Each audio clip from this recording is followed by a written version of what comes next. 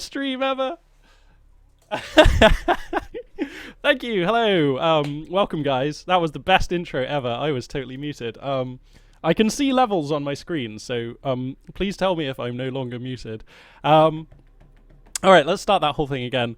Hello and a very warm welcome to the channel. The sun is shining and the magpie is casting. Coming to you guys right now with a best of 7 between two titans of Homeworld Deserts of Karak. For my money, the two best players in the game. It's gonna be AGameAnx versus Sparrow. Best of 7 series.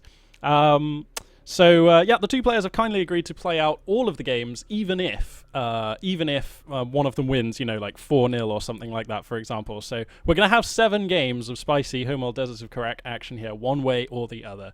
Let me just see. There we go. So it looks like map 1 is going to be the Boneyard. So I will load into the map 1 now. Looks like it's gonna be Galzian versus Galzian. Oh dearie me. So let's get ready for some spicy sand skimmer micro. Okay, so yeah, just loading into the replay now, so we can get started very shortly here. Let's see. Hopefully, please do tell me if the overlay or whatever is or is not working, because well, it would be bad if it wasn't working. I'm pretty hyped about this, to be honest. This is going to be awesome. Okay, here we go. Spawning in the south, playing as the black and grey Galzian forces, with at least 4 artifact cups to his name. It is the fearsome, the mighty AGameAnx. And spawning in the north, playing as the black and white Galzian forces, with 2 artifact cups to his name. It is Sparrow. Now, these two players are both insanely good at this game. I think it's fair to say. I've seen a lot more of AGameAnx than I have from Sparrow. AGameAnx is, to give him a bit of an introduction, if you've not actually sort of watched him before, he is what I kind of think of as a fully fledged RTS player. He can play macro, he can play rapid aggression, he can, he adapts on the fly, and in a best of 7 or a best of 5 or even a best of 3, he can and will and does adapt to his opponent's strategies. So if you're always doing double production cruiser aggression or whatever, AGameAnx will suss that out pretty quick and destroy you. So yeah, he's just a really good, he just has strong abilities in all of the ways that matter when you play RTS. Now Sparrow, I've actually cast a lot less of, and I'm not nearly so familiar with his playstyle. So it looks like Sparrow here is going for the early production cruiser here, so that probably indicates that he's going to be going for some early aggression here. AGameAnx has got Sand Skimmer Fabrication, of course, completed, and he's coming on in here with 4 Sand Skimmers. The first 2 are going to be hitting home now. And actually, these salvagers are quite exposed here for Sparrow, so opportunity to get some damage done here. There's a possible high ground advantage going here. If AGame was just to put his these Sand Skimmers atop this sand dune, he'd probably get some bonus damage in, which is going to be important, because he has a limited window to get things done with these Sand Skimmers. But he is going to pick himself up a salvager here, very nice and early. So, first blood is going to be drawn here by AGameAnx. Now, he's not going to get a second Sand Skimmer, but you can see this sand dune here is actually providing good cover for these 4 Sand Skimmers, who are actually kind of being pretty annoying. And AGame now has pretty good scouting on everything that Sparrow has been up to. So he has seen the second production cruiser. That's probably all the information AGame needs. Because sorry, I'm just looking in the chat. Yeah, AGameAnx, thanks very much for pointing out that there is no R in AGameAnx's name. So I've been calling him, like, all these weeks / months, I've been calling him AGamerAnx, but his name is actually AGameAnx. So yeah, thanks very much for pointing that one out, buddy. But anyway, AGameAnx has now seen this, the double production cruiser, so he's got a pretty good idea of what fate awaits him. I imagine we'll see Sparrow send these units south, and he is. Here we go. And he's building Sand Skimmers 2 at a time. Now, of course, because of the way the Homeworld Deserts of Karak replay viewer works, I can't actually view the research for Sparrow, but I can view the research for AGameAnx, and we can see that Assault Ship Fabrication is coming out here in response to the fact that he's seeing a lot of Sand Skimmers. It looks like this base runner here from AGameAnx probably going to be shot down by the Sand Skimmers of Sparrow here. In they come. Now, there's no cover nearby, and I think if AGame commits to this fight, he knows it will be forlorn. So possibly this base runner being thrown out as a sacrificial offering, really, perhaps. Looks like, of course, Sparrow has retired his base runner to get the additional resources in. But we're going to have to see if A-Game's going to be able to defend this. What's on the production tab? Okay, so A-Game is actually getting his second production cruiser out, and I think it'll probably be ready by the time this attack from Sparrow arrives. So by the time these forces get here, A-Game will be on par with production, and A-Game has assault ships. Now, I don't know, Sparrow might be researching railguns. I really hope he is, because he's going to need them if he wants to break A-Game here. Again, because of the restrictions of the Homeworld Deserts of Karak replay viewer, I can't actually see it. I can't actually see Sparrow's research. Okay, yeah, so no, Sparrow's gone for assault ships as well. Interesting. Interesting. So Sparrow right now definitely has field control. Let's check the research here for A-Game. Okay, no sign of production cruiser refinery mode, and it looks like A-Game is going into railguns right now. A-Game here should have all the tools he needs to shut this down. That is assuming, if Sparrow is very devious here... Okay, Sparrow hasn't seen the assault ships yet from A-Game, but as soon as Sparrow scouts this assault ship, Sparrow could go for interceptor research, because Sparrow already has assault ships, so he can go for interceptors, and that will enable him to come in and counter any railguns. Anyway, here comes Sparrow with a massive attack. No upgrades on these sand skimmers, but he's already picked off one salvager, and make that two now. And look, oh my god, if Sparrow gets this production cruiser, that will be horrendous news for AGameAnx. This production cruiser represents half his military production right now. The assault ships are here to defend, though, and a wall of sand skimmers also, combined with the guns from the carrier itself, means that A-Game here should be able to defend this this little poke here from Sparrow. So 2 salvages were picked off by Sparrow, and he's getting a few sand skimmers as well, but I think overall it's safe to say A-Game actually defended that quite nicely. In fact, A-Game here overrunning with his sand skimmers. Coming on in to the production cruisers of Sparrow. Now let's see, let's check the research here. Still no sign of refinery mode. Refinery mode is the de facto, okay, this game is stabilized, we're going to do some macroing and play a real RTS game, lol, kind of signal. So, and I can't see if Sparrow's researching that or not. So, but the fact that A-Game isn't means that he's still taking this situation very seriously. He doesn't actually think that that the threat is ended yet. As soon as he thinks it is, we'll see refinery mode come on. But I mean, he hasn't even started floating the resources for that. Actually, let's have a look at the resource float here for Sparrow. Okay, still very low.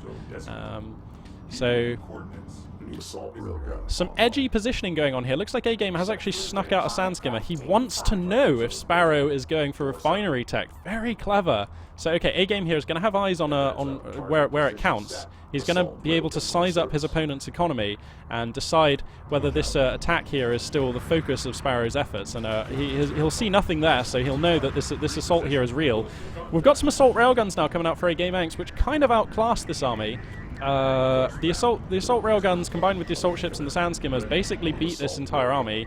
So looks like Sparrow is going to fall back. Okay, Sparrow now building heavy railguns as the counter to these armored chassis units and the railgun chassis units of A-Game. So I like that a lot. That makes a lot of sense. Looks like A-Game going to be jostling for position here, coming on out here with his sand skimmers on the left flank, using this sand dune as a bit of a line of sight blocker. But he has to be careful, because if Sparrow gets line of sight on these exposed and very fragile assault railguns, he can start pinging them down with the heavy railgun. But there's only one heavy railgun right now. It is enough, though. Look at the damage on those things. Boom. Oh, man, he gets one of the assault railguns. That's kind of punishing for A-Game. Oh, now the 2 players just kind of positioning. This is so tense. They both have approximately equal amounts of force. A-Game now with a heavy railgun of his own. Think of those like the snipers of this war. And oh, this is so tense. Does A-Game have a refinery mode? Nope, no refinery mode. In fact, he's going for railgun armor, so he's treating this railgun war very seriously. Let's just quickly zoom out. Okay, no additional economical activity for Sparrow. So we're coming up to like the 8-minute mark, and this is what it's all been about right here, right now. Just constant pressure from Sparrow, and very good defense so far from A-Game. Oh, those sand skimmers getting worked down by the assault ships. But they're going to get out. Only one of them lost, and the heavy railgun failing to find the fatal blow on that one wounded assault ship. So kind of both players being so careful with their control, and only hemorrhaging like the bare minimum of units. A-Game with this assault ship up on this sand dune as well, kind of just saying no to any potential flank from these sand skimmers, because otherwise you see Sparrow could jump the sand skimmers over to here, and then it's a straight run south with cover of a sand dune to pick off the assault railgun and maybe do some additional damage. So anyway, it looks like Tren is looks like he's packing up and heading home. Neither player, by the way, so far demonstrating any real interest in the artifacts. A-Game had a quick go at one earlier, but I mean, that was a forlorn attempt. I don't think he ever really thought he was going to capture that artifact. Yeah, for those of you just joining us, thanks very much for tuning in. Woo, yay! 15 people watching, which, me and A-Game said that we were expecting maybe 20 to be watching at like the peak of the broadcast. We have no delusions. We know Homeworld Deserts of Karak isn't the most popular game, but it is one of the best games if you like RTS. And I'm not even kidding. Like, this game is about as well developed and balanced as an RTS can possibly be. It's very rewarding to play, and it's almost a shame that it doesn't get more attention, because for my money, I honestly think it's the second best RTS that you can purchase with your hard-earned money today. The first being StarCraft 2. So that is pretty high praise. Anyway, so Tren has fallen back right now. Let's check the tech. So AGameAnx must be thinking about getting refinery mode. Tren's still on 2 production cruisers. Let's see, the army now 4 assault ships, 3 heavy railguns, and a few sand skimmers. What are the upgrades like on the sand skimmers? He has raiding, but he has no actual armor or firepower upgrades. AGameAnx has no raiding, but he does have railgun armor.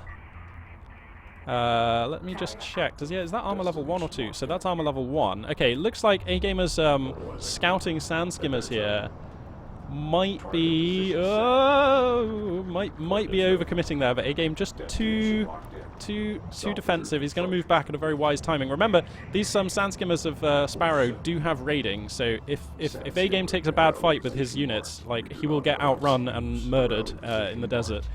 So that's not what you want to happen. These assault railguns coming in, but the heavy railguns here are drawing a line of sight on them. A-Gamer here, he's going to lose a heavy rail. No! Oh my god, some of the shots flying wide on those heavy railguns. I think A-Gamer was pretty lucky there not to lose an assault railgun. Okay, he's going to come across with the heavy railguns of his own. Positioning him on the sand dune at the back here is very nice, but they're prioritizing the sand skimmers when they need to be knocking down the assault ships. Okay, there we go. Looks like the focus fire comes down. Sparrow coming in with a wall of sand skimmers. He's focusing down the heavy railguns. A-Gamer defending with his own sand skimmers, but taking a lot of damage from these assault ships. Now the railguns are trading, but it's 3 heavy railguns for 2 of Sparrow here right now.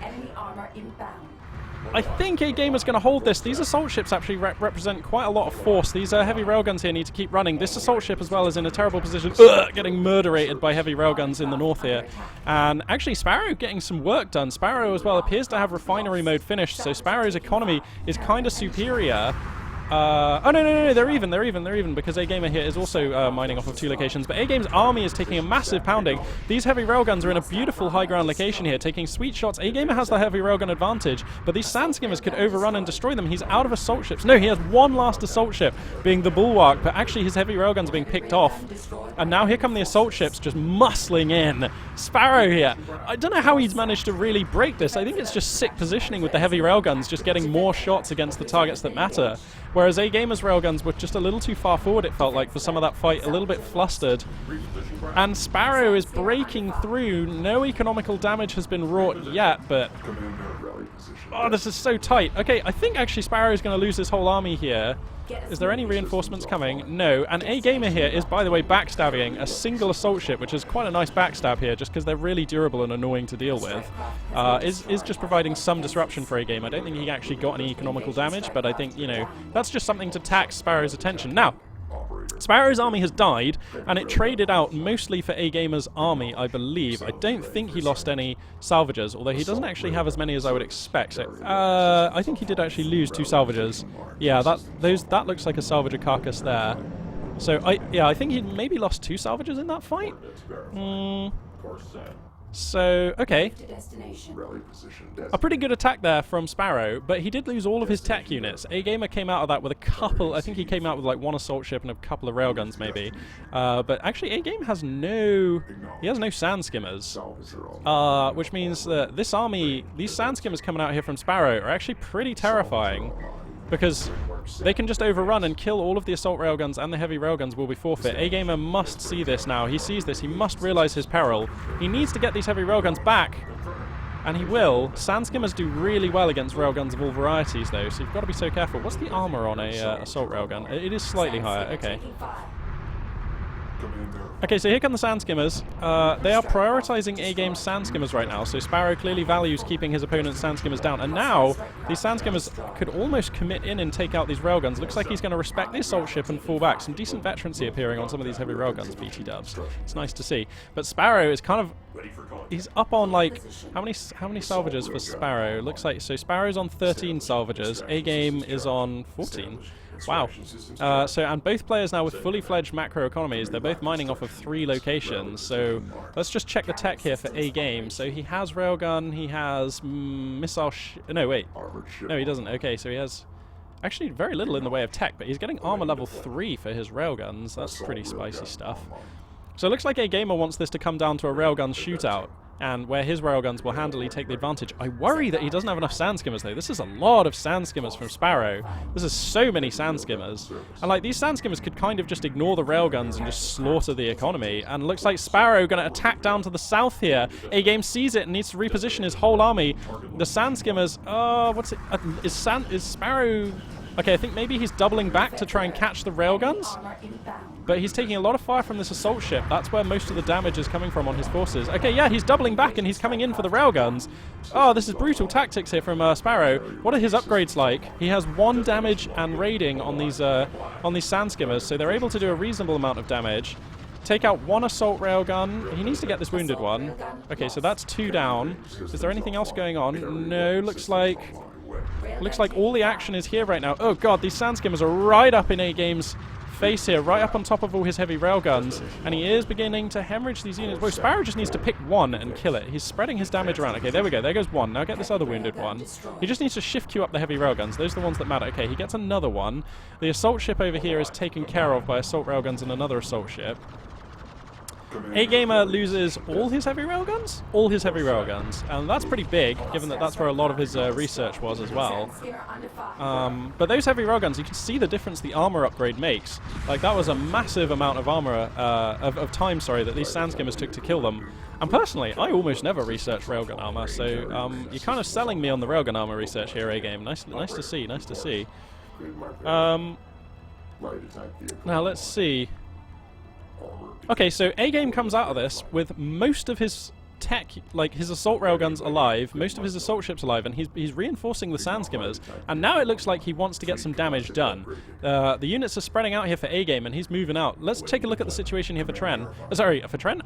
For Sparrow. Wow, force of habit there. Shout out to Tren, by the way. Okay, so siege cruisers are coming out now for Sparrow, and that's going to help him a lot in this fight, actually. Siege cruisers are business and pretty dangerous units. Whoa, these assault railguns, are they going to come in or not? Okay, looks like, yeah, they are going to come in here to the 3rd location, so a backstab of assault railguns going to be heading in.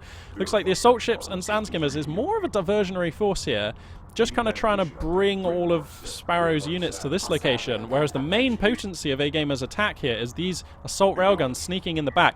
The units here dodging and jiving. The siege cruiser is scouted, so A-Game knows all about the siege cruiser now. And here comes the assault railguns, and they're going to focus down this production cruiser. A brutal railgun barrage, immediately stripping it of all of its armor and continuing to do damage. He needs to pick this off, though. If it gets over the lip of this sand dune, that's going to be annoying. Okay, no, there we go. So the production cruiser does go down. And that's really annoying, because to replace that, Sparrow has to take production cycles out of his carrier, which is also the same production cycles he needs to build up his siege cruisers, which he's just researched. So losing that production cruiser is actually really annoying. Now the assault railguns are going to try and kite away here. The sand skimmers are giving pursuit, but I mean, armor level 3 is done on these assault railguns. They're just not taking the damage you expect to see that the sand skimmers doing. In terms of upgrades, it's 1 armor, 2 damage on these sand skimmers. So those sand skimmers are actually pretty pokey, and the armor upgrades from the on the railguns are just good enough, it seems, to make them hold. And Sparrow coming out a lot worse in that engagement. Now he still has 2 production cruisers, and he now has 2 siege cruisers. Let's check the tech for A-Gamer. He has interceptor research. He has 3 interceptors in the tank, so some air forces on the way for A-Game. Expect to see him commit them when it matters most here, because he still has the element of surprise. A barrage is used on the siege cruiser. Actually, Sparrow kind of catching his own railguns with a bit, sorry, his own assault ships there. A bit of friendly fire, but it does keep A-Game back for now. The siege cruiser still looking for shots here. But I have to say, I've seen A-Game micro against the siege cruisers of Tren, and I know those are different siege cruisers. Those are Kanefi siege cruisers. But A-Game is actually pretty damn fastidious when it comes to like spreading his units out and making sure that they're as hardy as possible against area of effect attacks, is what I mean. So anyway, and he's just kind of picking at his opponent's salvages here. Every single salvager, and he does get another one there, here, is worth quite a lot here to A-Game to take out. So that's really nice here. The sand skimmers look like they're coming back across here. You know what, I think for Sparrow, I would kind of like him to backstab with all of these sand skimmers over here, because there's still no raiding done for AGamer and no upgrades on these sand skimmers. So if Sparrow was to send all these sand skimmers here, the fastest unit that AGame has to respond with would not be able to take them in a fight, and that would mean that he has to think about taking his assault railguns over there, which would take all of the wind out of this attack, and they'd be too slow. So I think AGame would just be forced to trade off his third location if Sparrow sent all of these sand skimmers across. But anyway, more skirmishing going on here, and a couple of 3 assault railguns going down. These heavy railguns actually positioned very nicely here, and combined with the siege cruisers, which are providing good amounts of fire. Where is the other siege cruiser right now? Is that it here? Where? I've lost the other siege cruiser. Okay, sorry, they are together, they are together. Okay, here come the interceptors. So these might be the deal breaker in this fight. 4 of them are ready, 3 of them have been launched here by AGamer, and we have a pretty cerebral battle going on here. Most of the tech tree now in action for both players. The airstrike is brutal though. The assault railgun's getting absolutely hooned. These interceptors looking pretty good right now. Now they're going to prioritize down these assault ships, which are... Oh, no. Maybe they're going for the siege. Okay, no. Actually, AGamer is splitting his fire with these interceptors. Not sure how beneficial that is. And now, okay, now the siege cruiser here is horribly exposed and at under half health. I wonder if AGamer is going to prioritize it. It looks like he is. Missiles are streaking in, but AGamer now losing most, if not all, of his sand skimmers. Actually, only 2 left. So the siege cruiser's finding their mark, and also his railguns are now quite worn down. They're very tired, and he's flirting with death now. Every single shot that comes in on these railguns is brutal. Also, Sparrow himself has 3 interceptors in the air, raining missiles down on these very wounded assault guns. So I think Sparrow has defended here.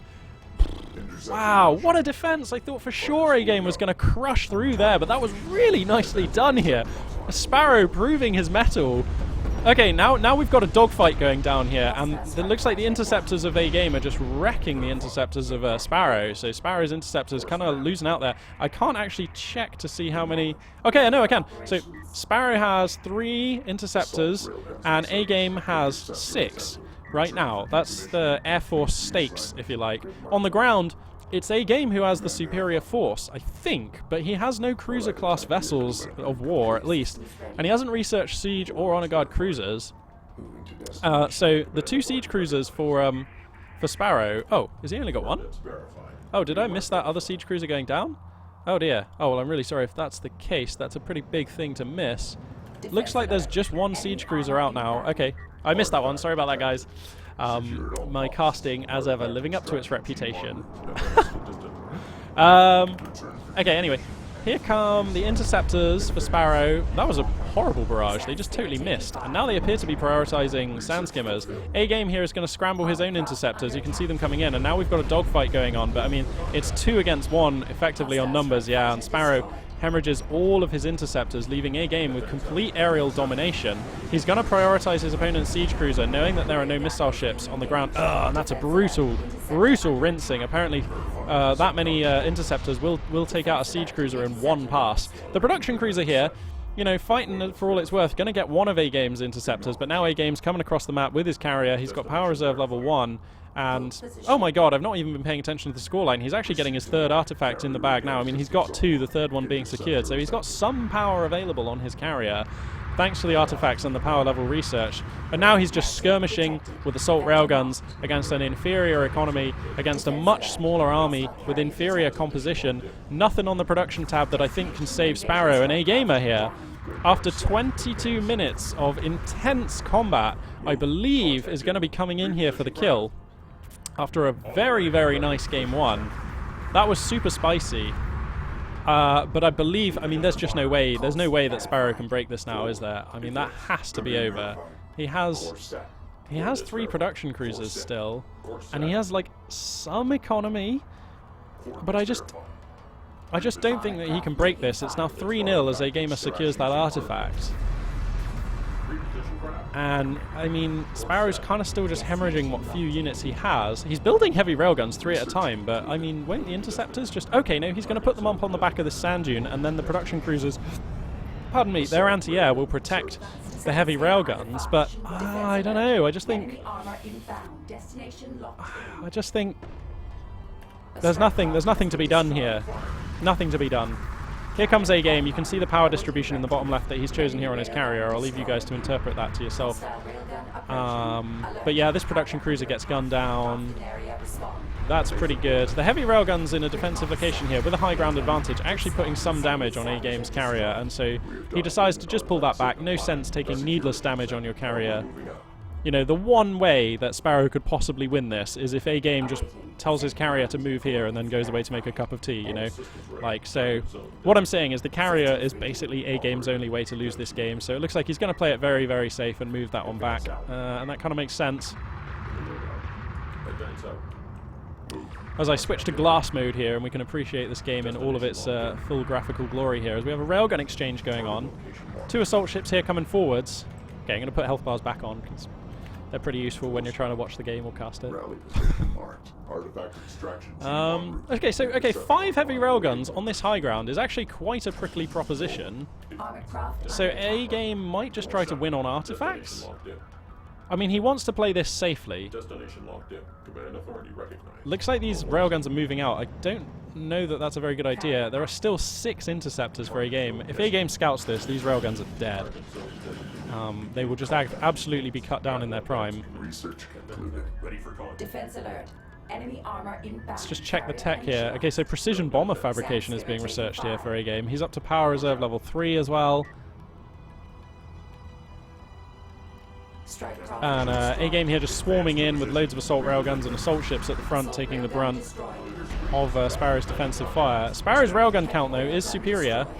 And A-Game's heavy railguns are taking a battering here. He hemorrhages 2, 3, 4 will be going down. Okay, here come the interceptors, and that will put paid. I would have thought this will destroy these railguns. In fact, you know what? The interceptors just weren't even needed. The assault railguns are going to come through and clean those guys up.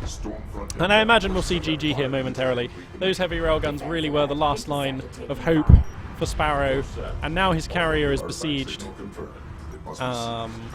by forces that he just has no answer for, and he has no power available to allocate to his subsystems on that carrier. Air domination is A-Gamer's, ground domination is A-Gamer's, map domination is A-Gamer's.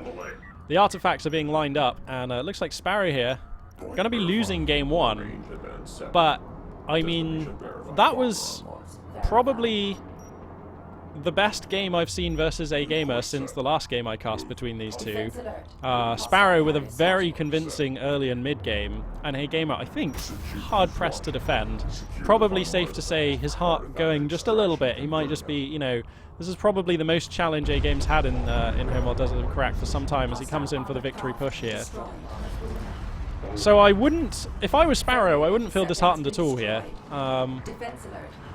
I think that this game actually went pretty well for him for the first, like, 12 minutes or so. And looks like he's not going to GG out. He's going to make A-Gamer come in here and kill him, which, you know, fair enough. 5 by 5. Armored craft under attack. And there we go. We can switch to glass mode here and see the final moments here of Sparrow's carrier. And we have it. And that is a pretty cracking win there for A-Game. I mean, it has to feel good when you take your opponent on, you fend off their early aggression, and you wrestle map control off them in the mid-game, and then you are able to take them down in a late-game engagement or in a late-game sort of skirmish. That was really nice for A-Gamer. I'm just going to keep it on this screen here for a second, so then we can have a little look at the metrics after this game. So, CUs collected, very, like, 200 in it, so that's very close. So, I mean, economically, these guys very close. Spending as well, they both spent pretty much everything that they brought in. AGameAnx floating some IUs, but that often happens towards the end, so yeah, seemingly pretty evenly matched. Okay, well, without further ado, I'm going to load on into game 2. Do you guys have any preference as to whether we watch this from A-Game's point of view or Sparrow's? Because I have the replays from both players, so if you'd like, we can take a look at Sparrow's build order and research in this game, or if you think it would be confusing, because that would make Sparrow's pieces green and A-Gamer's red in this next matchup. Actually, I'll tell you what, I'll ask in the Twitch chat. Should I switch to casting from Sparrow's POV or keep A-Gamers? Massive shout out to everybody in the chat, by the way. Hey, Jono! Nice to see you, buddy. It's not Company of Heroes 2, but it's still sweet RTS action, so I hope you're enjoying it. So anyway, game 2 is going to be on Kalash Teeth.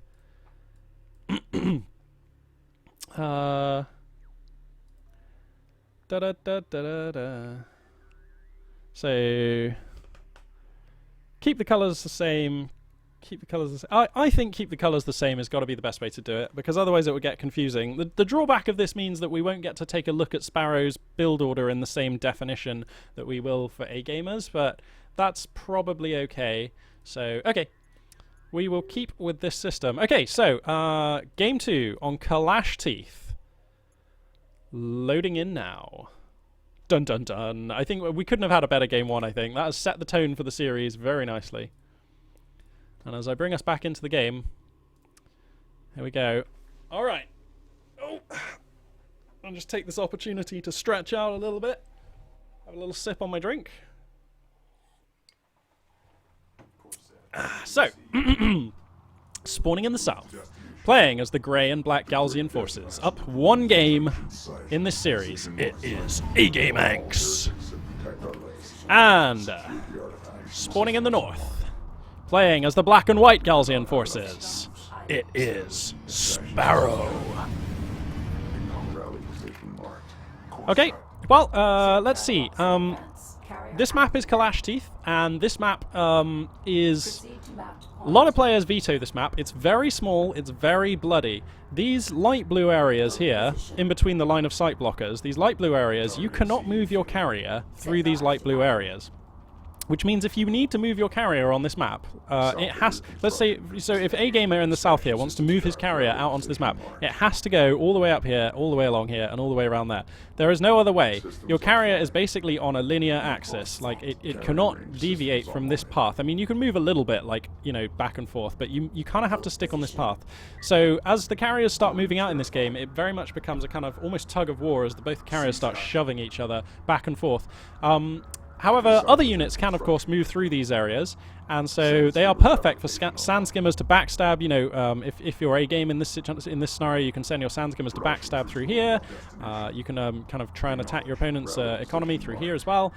So this game is very small, is very brutal, very small rush distance, and is very easy to backstab. What this means is, generally I think most players would agree this map tends to favour Galzian and Kenneth because they have the faster units that are better suited for abusing this kind of terrain. I mean, it's only a slight favour, but it's like, it does favour them. A lot of players just kind of veto this map when they get the chance. They don't really like how small and how brutal it is, and how it favours certain builds and tactics. I myself actually really like this map. It's been in the game since release. It kind of feels weirdly, comfortingly, almost like home in a way.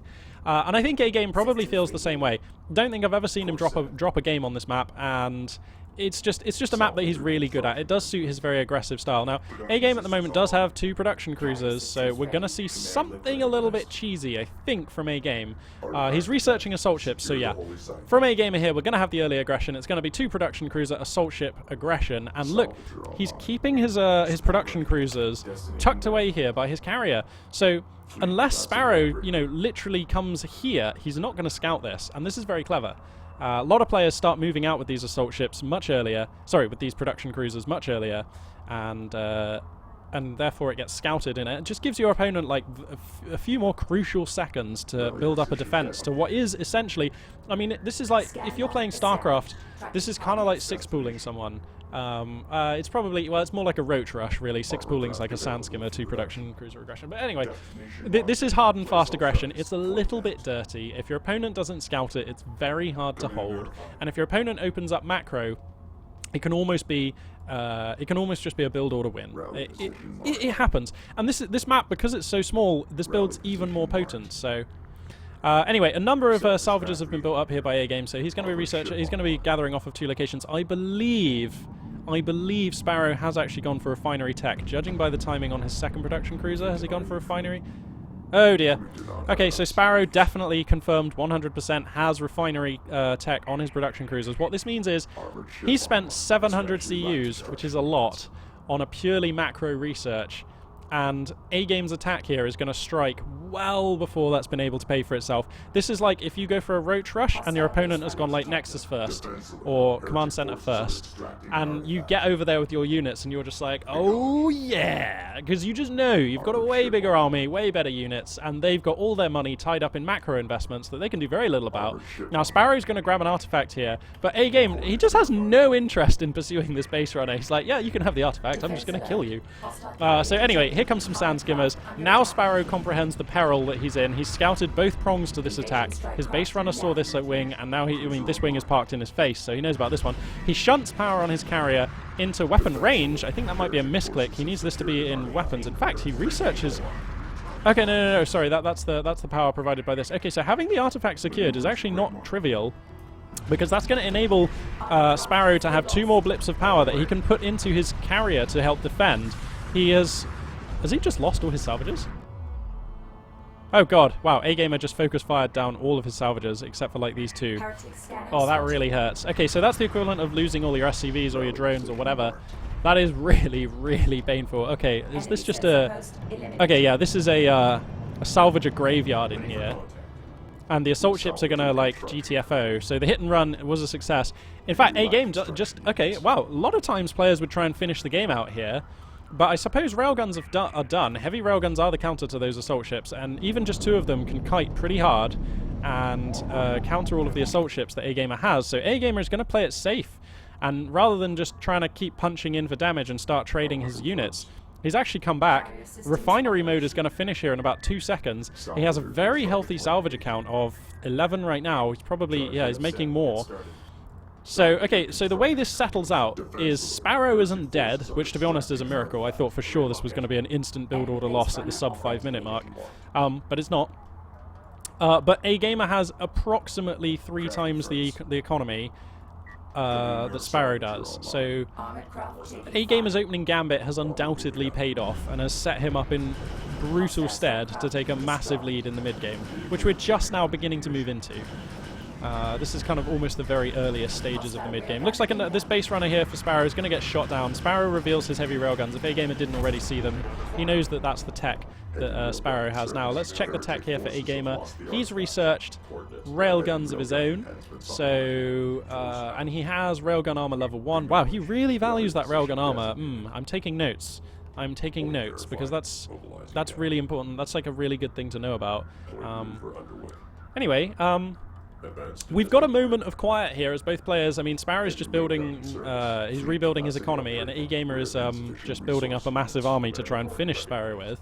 So I'll just take this opportunity to say hello and welcome. There is an almighty 28 of you watching, which for Homeworld Deserts of Karak is not nothing. That's like really good. A-Gamer and I were talking about this yesterday, and we said to ourselves, you know, we probably thought maybe 20 people would tune in and watch, which would be really good. But no, there's 28, so thanks very much for tuning in, everybody. It means a lot to us, and it's really, really cool.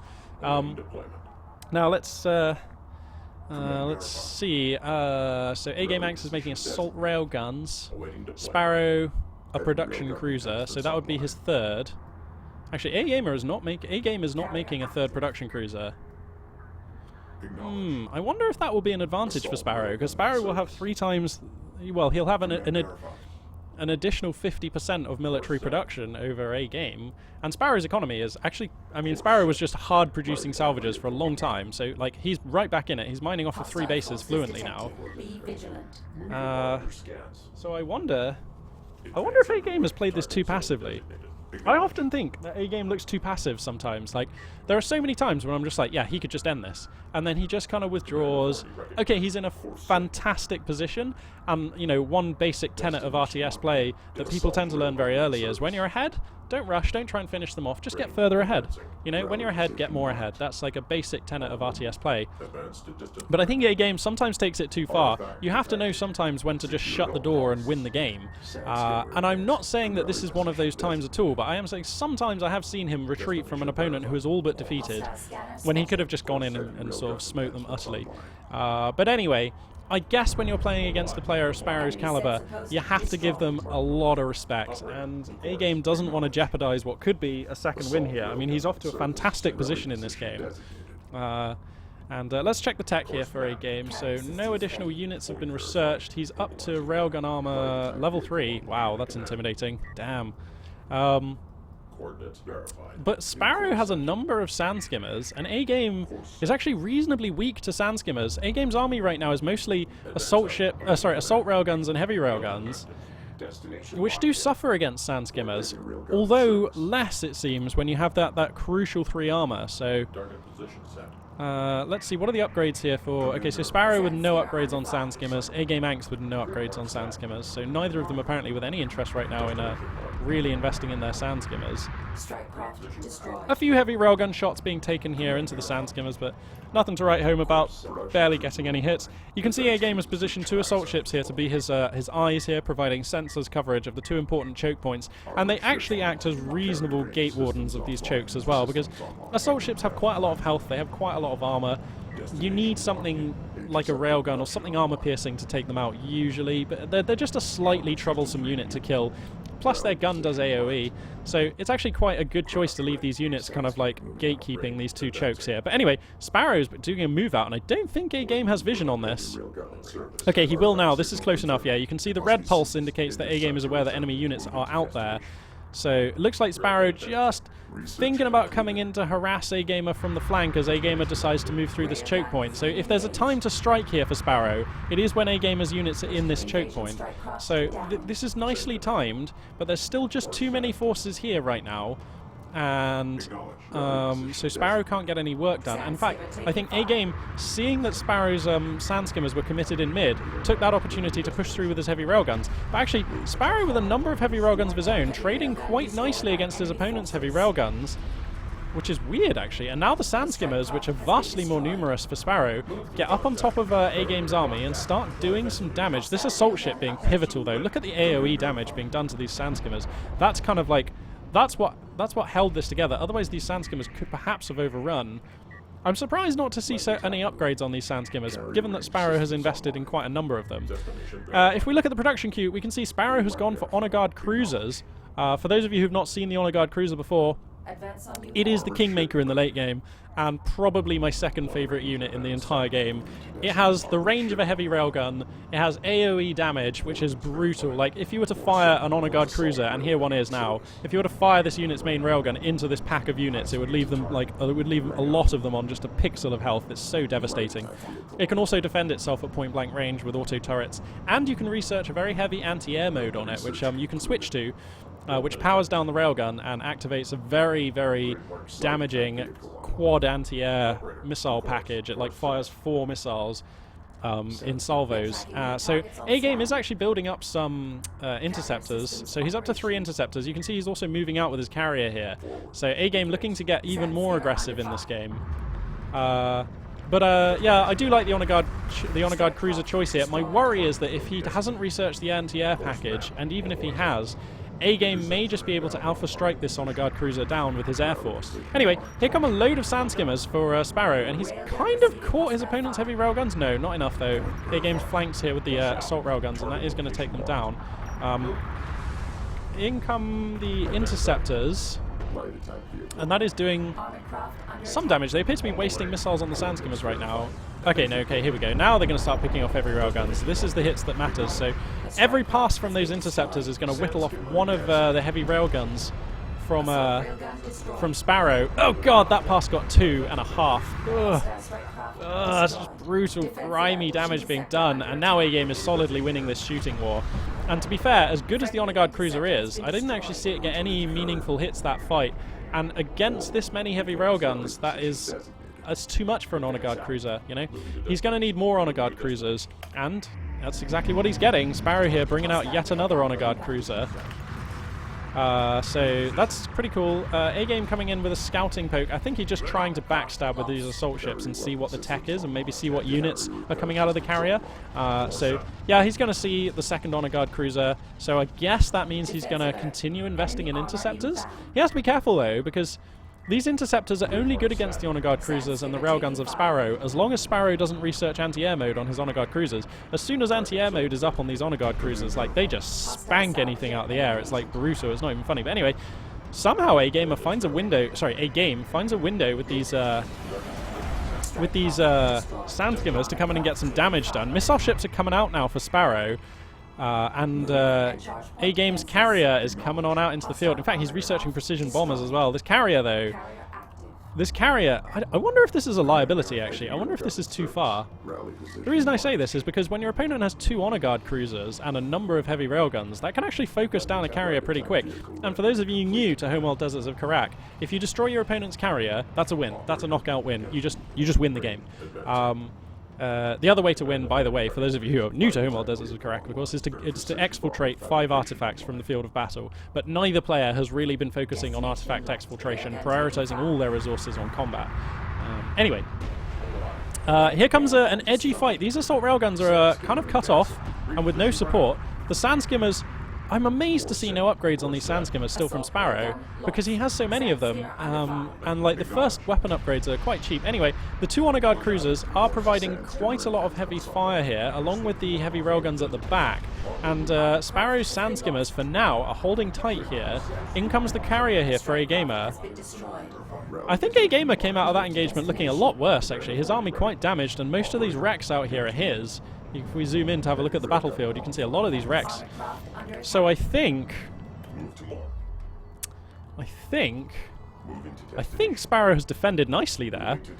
And although he's not mining off of 3 locations, in fact he's only mining off of 1 now, AGamer coming in with a lovely backstab here of assault ships. It's not going to last long. The heavy railguns are going to sweep these guys up, but it's just economical damage being dealt. It's really annoying for Sparrow.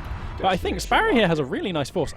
Look how many sand skimmers he has. If he just would get like 1 or 2 upgrades, they take like 12 seconds to research or something like that. They're really fast, and they're very cheap, and it would just make them way better. Does AGame... Okay, AGame has like 2 armor on his sand skimmers as well, so his sand skimmers are really durable. But there might be a window. Are we up to 3 honor guard cruisers? Okay, this carrier is really exposed for AGame, and looks like Sparrow's going to come through mid here. He just wants the hot... Okay, if he can get this carrier, this is over, and he might be able to. The railguns are way out of position. Okay, here they come now, and they're pretty quick, the railguns. They're not that sluggish anyway. One of the honor guard cruisers already taking a lot of railgun slugs, down to about 2/3 health. And it looks like Sparrow's going to commit hard here. He's coming in with everything. If he wants to retreat from here, it's going to be a nightmare, because he's going to have to pack back through that choke. He needs to fall back. This honor guard cruiser is too wounded. He needs to get that one out of there, and he's not really finding the hits he needs on the carrier. It looks like AGame right now is scrambling a precision bomber and a couple of wings of interceptors. That should be enough to smash these honor guard cruisers down. Watch for the... Whoa! But the missile ships are providing good anti-air. AGame hemorrhages a lot of his anti-air. The honor guard cruisers are all somehow still alive. One of them has to go down here. No! All 3 honor guard cruisers are alive! And for those of you new to Homeworld Deserts of Karak, Galzian units self-repair really quickly. So these honor guard cruisers, all 3 being alive, is massive. What? And now AGamer's carrier is totally exposed. Brilliant plays from Sparrow. Masterful work. And he's just destroyed his opponent's army. Absolutely ransacked it. And now look, AGamer's carrier is just right, like, there is... What? There is no way out. No way out. Not from here. And look, the honor guard cruisers are repairing, you know. One of them's back at full. The other 2, like, way... Well, the one that was nearly dead is nearly back at half. Wow, I think AGame just didn't respect the honor guard cruisers there. You've got to respect the honor guard cruisers. You've got to respect the Sparrow as well. And you've also got to look out for your carrier. Okay, he's going to push through with his carrier here. He's put power into speed? I don't know, but he's just taking heavy railgun slugs into the rear of his carrier here. Look at the damage being wrought by these honor guard cruisers. Some veterancy now on them as well. This has got to be over. Okay, AGame is mustering a force here, but it's mostly sand skimmers to come through and try and assist his carrier. Here it comes. He can't use his air force. He's got 3 precision bombers, but if he launches them, they'll be instantly downed by the anti-air all around his carrier. Okay, so he runs in with his carrier and just parks on his opponent's carrier. I don't know why Sparrow is wasting railgun shots on these sand skimmers when he can just kill his opponent's carrier. Maybe he doesn't want to hit his own carrier with the splash damage on those railguns. Yes, that must be it. Okay, here comes the strategic bomber, the precision bomber. Sorry, they're drawing quite a lot of fire, but they're actually quite durable. And there's 3 of them coming out. Actually, what are they bombing? Okay, they're bombing the missile ships. So the missile ships are the anti-air for Sparrow, but they're kind of just... they get one, but he's traded three precision bombers for that. It's not worth it. And the carrier of AGamer is getting muscled down by the Honor Guard cruisers. And that is going to be the end of Game 2. Who'd have thought? Who'd have thought AGamer could or would lose on Kalash Teeth? And Sparrow taking a really sweet fight. I mean, he was behind in that game. AGamer's opening was, like, disgusting. Really, really pounded Sparrow's economy. But Sparrow, though, with the masterful, like, positioning and the tactical insight to move all of his army through the middle choke and attack his opponent's exposed carrier kind of from the rear. Like, wow. I mean, that was just really, really nice. That was really nice play from Sparrow. Absolutely taking a fantastic game 2 there. And he's going to tie this series up. So it's 1-1. It's now basically a best of 5. These two players going ham here. So just bear with me 2 seconds and I will grab the next replay from this pack. Okay, so the third map is going to be Firebase Krill. And I'm going to keep it with AGameAnx's perspective because... that way we won't get confused with green units being red and red units being green and who's which. Okay, A-Game is still going to be green, Sparrow's still going to be red. That's how it's going to work. That was just a great battle. Just a great battle. Loving it. Okay, so let's load into Game 3 here. Actually, I'll tell you what, just give me 2 seconds. I'm just going to run to the fridge and grab a cold beverage because I need a drink. I'll be right back. Just 2 seconds, hang on.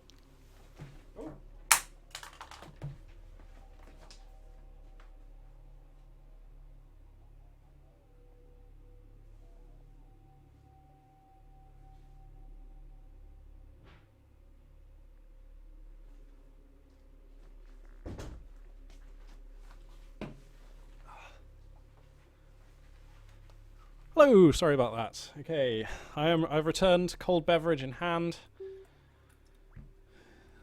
We are loading in to Game 3 right now. Here we go. Firebase Krill, gonna be the map.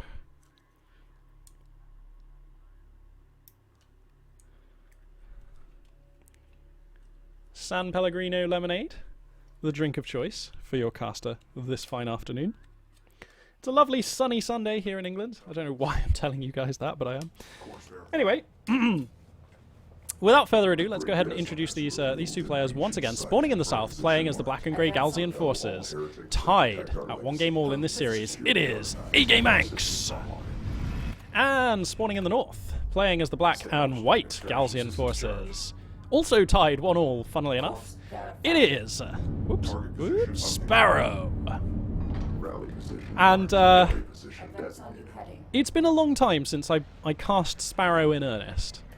And I have to say, coming into this series, I was kind of, I don't know, not worried, but I just wasn't really sure what form Sparrow would be in. You know, was he going to be the old brutal Sparrow we know who would end games in less than 7 minutes, more or less every time? You know, I don't know how much practice he's been getting. I don't know how au fait he is with the recent meta in Homeworld Deserts of Karak. I just had no idea. Whereas AGameAnx, I cast him on a semi-regular basis because he's entered more Artifact Cups than has Sparrow. So I'm kind of more in touch with how AGamer is, how his form is, and things like that. I think Sparrow, in those first 2 games, has just dismissed any concerns anyone could have had about his form. Undoubtedly, Sparrow is punching on... Like, he is the equal of AGameAnx. Game 1 was a fantastic back-and-forth skirmish. Game 2, when it looked like everything had gone A-Game's way, Sparrow finds the one lethal shot, the one line of play that can deliver a win against brutal odds. And now we have this beautiful situation where we're 1 game apiece in this best of 7 so far. Now let's turn our attention to the game at hand. Firebase Krill is the map, and I was going to speak a little about this map because it's one of the more unusual ones in the map pool. However, I'm actually going to not talk about that because A-Game here is coming out with 2 production cruisers, and he has not researched assault ship fabrication, and this is going to be brutality because this means that he's going to hit minutes sooner than last time with only Sand Skimmers, but Sand Skimmers is enough to inflict serious damage on your opponent, and Sparrow is trying a macro opening again. And here come the sand skimmers, and this is too many sand skimmers. Sparrow will know something's up here. This is not just one production cruiser doing a scout. This is 2 production cruisers sand skimmer production that we see here. Nice little 2 production cruiser sand skimmer production is just like, that's the kind of straightforward sentence that RTSs love you to try and say. I have to say, one little bugbear I have with this game is the fact that so many of the units in this game have the word assault in their title. So you've got like assault ships, assault railguns, armored assault vehicles, light assault vehicles, assault cruisers. There's a lot of times you have to say assault. And I would have kind of liked it if the game designers would have differentiated the units a little bit. Anyway, massive sand skimmer advantage here for A-Game. He has smashed 2 salvagers already. Now, his Sparrow's units ought to be safe under the protective guns of the carrier, but you know what, actually, there's enough sand skimmers here that A-Game feels comfortable enough to come in here and try and harass down his opponent's units using some hold position micro here on his sand skimmers. I'm just going to rotate the camera so that we can see this fight a little more clearly. And look, he's just going for the salvagers, getting more salvagers. And, you know, of course, this is equivalent to getting worker kills in any RTS. That's always going to be good. It means your opponent's going to be getting less money. He's going to have less resources, fewer resources to work with. Yeah, getting some good damage here. I mean, anytime you can kill 4 of your opponent's salvagers before the 4-minute mark is always going to be good. And A-Game is already, you know, he's just like, that's enough. That's enough damage for me. He's going back. Let's check the research here for A-Game as I reset the camera perspective. Yeah, production cruiser refinery mode started some time ago and will be ready in about 10 seconds, probably almost exactly as these production cruisers get home. So A-Gamer, again, like in Game 2, getting in fast and achieving some economic damage. Now, I think this time it's not as bad as in Game 2. Fewer salvagers have died, and yeah, I just think it's not as bad as in Game 2. So definitely A-Game is ahead, and well ahead. Definitely. I mean, this is a handsome start for AGameAnx, but it's not as bad for Sparrow as it was in Game 2. And Sparrow won that game, on Kalash teeth, no less. So this game is definitely very, very, very much alive. As I pause here for a sip on my drink. Acknowledge. Light attack vehicle online. Ah, oh, that is some tasty lemonade. Bring out. Charge layout set. Get started. Okay, looks like we might have a fight here. Whoa, Sparrow getting feisty. What? Command verified. Light attack vehicle ready. Okay, maybe Sparrow was actually... I wish I could see if Sparrow had refinery mode or not. Because I don't know if Sparrow was going for refinery mode and has now decided, oh my god, A-Game has done me some damage, I need to change tack, and now he's coming out with his production cruisers and switched into assault ships. Or I don't know if this was the plan all along. Because if you're doing 2 production cruiser assault ship aggression, well, that always hits after a similar poke that focuses on sand skimmers. So this might have been what Sparrow was going for all along, and it's just been delayed a bit by the fact that A-Gamer got in first. Anyway, whatever the reasoning and the tech behind it, the research choices behind it, Sparrow's moving out across the map with a considerable force of assault ships. Now, AGameAnx will have railguns researched. Yeah, he does.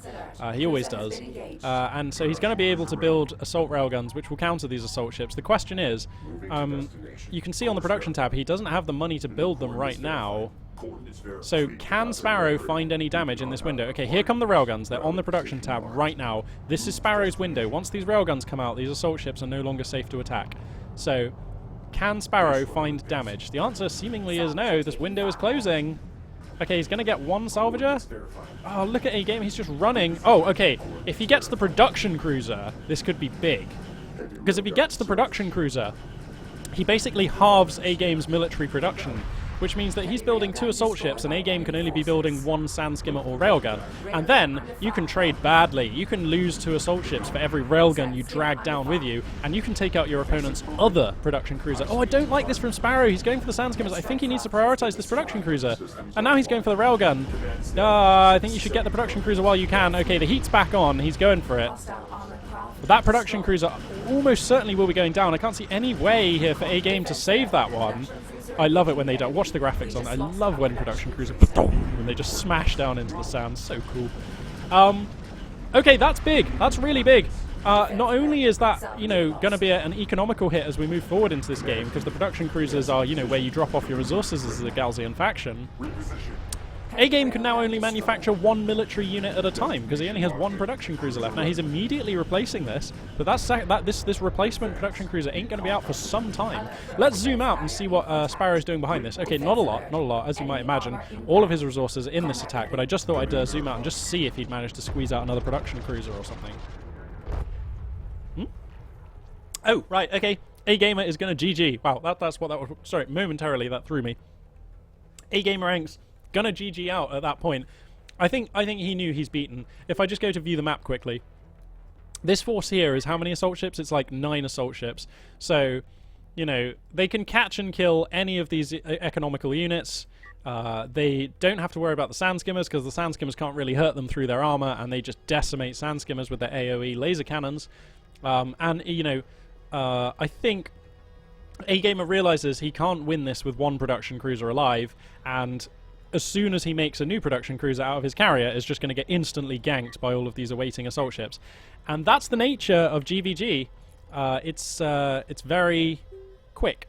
It can be over in an instant. It's like watching, I think the closest equivalent in another RTS that some of you may or may not be familiar with is in StarCraft 2. It's very much like watching Zerg versus Zerg. Those early Zergling engagements, it all comes down to the micro, and the game can just be over like that if it all just kind of goes wrong for one of the players, because then you've got Zerglings in your mineral lines, and then all your drones are dying. And similarly kind of in the mid-game with Muta versus Muta.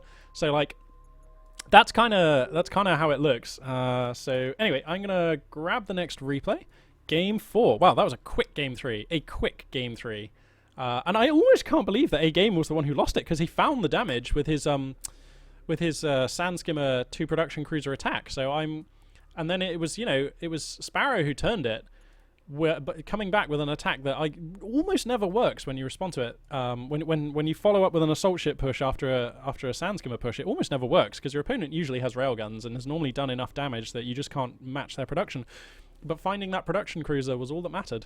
Anyway, let me just... sorry, I'm just loading up this next replay. Okay, there we go. So Game 4 is going to be on Galzian territories. Just going to take a quick moment here to say thank you very much to everybody for tuning in and watching.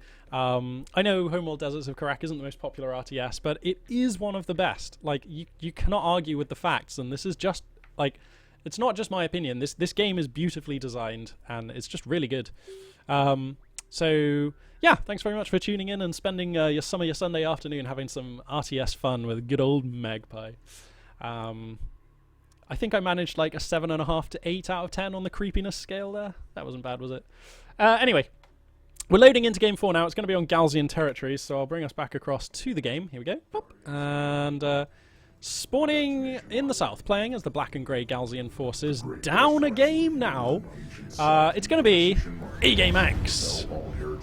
And spawning in the north, playing as the black and white Galzian forces, up 2 games to 1, it is Sparrow. And, wow, I mean, Sparrow just kind of the man to beat. Sorry, I'm just playing with the sun glare on the top of that carrier. Look at them graphics. Dem graphics. Yeah, Sparrow right now is the man to beat. He's up in this series, and if he wins this game, it will be match point. And if he wins this game, AGameAnx will have to win 3 games in a row. So A-Game has to take this game. Like, well, he doesn't have to, but it's going to be a damn steep task for him to win if he doesn't. Course verified. Rally position marked.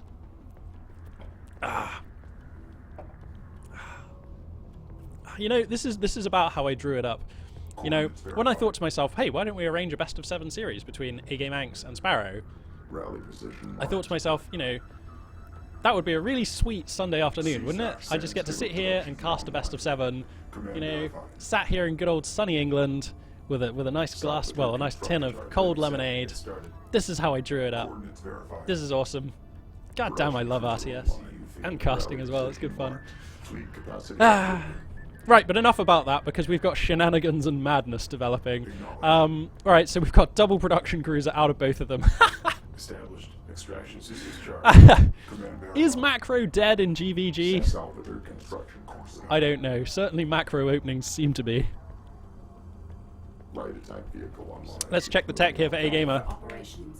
No sign of assault ship research, so this is going to be Sand Skimmer aggro from both of them. And this is going to come down to a battle of the micro. Okay, so for those of you new to Homeworld Deserts were correct, sand skimmers are like mutalisks. They deal damage to units that are in a short radius around them, and they regenerate health very rapidly when out of combat. Now, unlike in StarCraft, where you have mutalisks, in this game, terrain plays a massive feature, so look to see the players pulling back weakened sand skimmers. Here, Sparrow will probably look to take this sand skimmer to the back of his pack and keep it safe.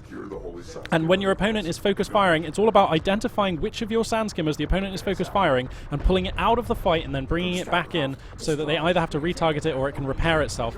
It's all down to the micro here. The high ground advantage plays a massive role as well. Any unit with a blue plus next to it is dealing additional damage, but I think Sparrow right now, just by sheer numbers, is taking this fight, and he's now brutalizing the sand skimmers of AGamer. AGamer's high ground advantage is counting for naught. It's 10 sand skimmers against 6, and that just means that AGamer's sand skimmers are taking damage way faster, which means that they live way shorter, which means that they deal way less damage over the course of their lifetime, which means that this whole scenario just snowballs out of control. He was probably only down like 1 sand skimmer, you know, and then traded evenly, if you like, and now it has come to this.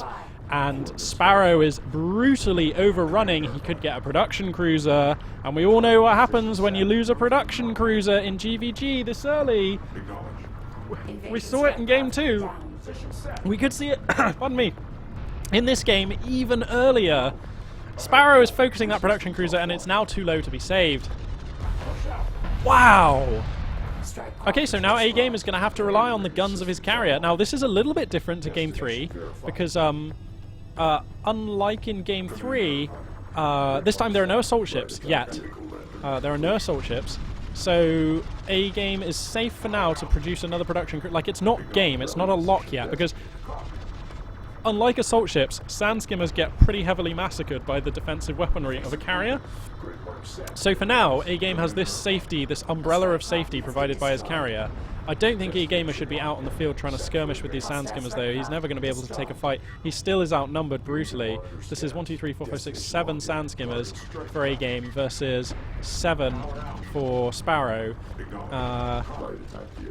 I don't know, he's kind of taken... Look, and you can see, look at the positioning. He's hiding just over the lip of this sand dune where he's getting high ground advantage, and like, this is perfect positioning from A-Gamer. Very nice. Very nicely done. And now the sand skimmer numbers are evening up a bit, and A-Gamer's going to try and just bite off one of his opponent's sand skimmers. Sparrow, not going to let him. Oh, I keep nearly going for a sip on my drink, and then some action happens, and I'm like, oh, I can't drink now. Okay, now he's gonna... okay, he does get that one weakened veteran sand skimmer, and now A-Gamer feels happy to take this fight. He's got 1 weapon upgrade, whereas actually Sparrow has no upgrade, so A-Gamer has an upgrade lead here. His sand skimmers are worth more than his opponent's sand skimmers in terms of damage output. And he's using that to inflict losses, but actually Sparrow with some brutal target fire is coming back in this fight. A-Game has reproduced his another production cruiser, so these two players are both now producing 2 at a time if they want to. They both have the option to produce. They both have access to 2 production cycles for sand skimmers if they want them. Let's just quickly zoom out and see what the economical situation is for Sparrow. Okay, not that great. Actually, is A-Gamer outmining Sparrow?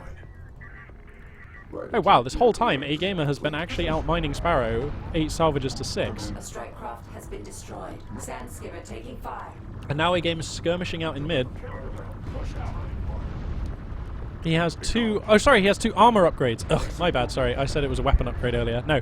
But he now has 2 armor upgrades, so his sand skimmers are, like, so tough. Look. Sparrow's sand skimmers just ain't damaging these guys anymore. Look how much it's taking to kill A-Gamer's sand skimmers. He's trading so efficiently now. This upgrade lead is everything. And this is looking really good for A-Gamer now. And remember, despite the fact that he lost a production cruiser, which is in itself a form of economical damage, he never lost a single salvager. And since refinery mode isn't finished for either player, losing that production cruiser isn't really economical damage at this point. So A-Gamer's economy is strong behind this, and he's trading still very well with these sand skimmers. And you know what? Sparrow here is forced to keep building sand skimmers, because if he stops, he'll lose both of his production cruisers. So Sparrow here has to keep adding sand skimmers into this horrible meat grinder he's 2 upgrades behind in this, and he has to keep throwing sand skimmers in. This is... I don't know if A-Game realizes how brutally devious he's being right now, but this is sickening. I mean, like... Sparrow needs to get these production cruisers back across the map right now. Every second he wastes out here is a second he has to keep building sand skimmers to the slaughter, effectively. Without a protective, ablative shield of sand skimmers, these 2 production cruisers are forfeit. If the production cruisers fall, Sparrow will lose this game, so he has to keep building sand skimmers. But he's trading horribly because he's behind by 2 upgrades. And now look, AGamer has this horrible pack of sand skimmers, and now, you know what? Two production cycles of sand skimmers isn't enough for Sparrow now. Like, all of his sand skimmers have been cleaned up, and now his production cruisers are in jeopardy, even, like, you know, even with that investment in additional sand skimmers. Uh-oh, how much further is it to reach this carrier? It's quite a long way. This first production cruiser is, like, on quite low health. AGamer is being forced to take care of his opponent's sand skimmers here for an instant, which is buying more time for this production cruiser. The self-repair didn't quite have time to kick in, though. And now, how many upgrades are we on? Still no damage upgrades, but this is easily enough to kill a production cruiser. So AGame has turned this situation so nicely, so savvy. And now, you know, at 2 Brutai, he's going to take out his opponent's production cruiser. Woo! And now he's going to get salvages here. Let's keep an eye out on these salvages. Okay, he gets 1. The health bar's here in the bottom left. He gets 2. He gets 3. Oh, goodness me. This game is snowballing horribly here for Sparrow. This is not at all how Sparrow drew this one up. Okay, he loses all his salvages. That's horrible. And AGame is actually here. He's brought his production cruisers. I didn't spot this. AGame's bringing the fire. He is bringing the pain. That is over. That's over. Because, like, there's no production cruisers left. There's no salvages left. That's over. Wow.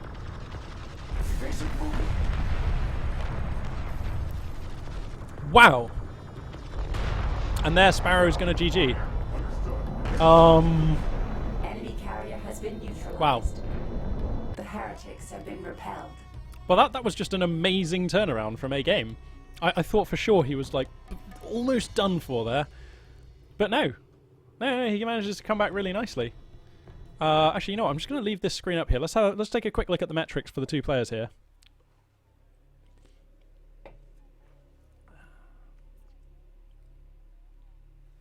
Okay, so let's see. It's the combat stats I really want to look at. So, AGamer there trading 36 sand skimmers and a production cruiser. So 35 sand skimmers and a production cruiser for 62 of his opponent. Now, let's see. 6 of those were skimmers. 2 of them were production cruisers. So if you subtract 8, that's 35 for 54 is the sand skimmer efficiency. And that's just intimidating. That is not 2 for 1, but it's like getting on for that kind of territory. And any time you can do that with the most basic unit in the game, I mean, yes, it was because of the upgrades, but I mean, wow, that is scary stuff. So anyway, let's go ahead and load up the replay here for Game 5, which is going to be on Shallows as the map. And, oops, hang on.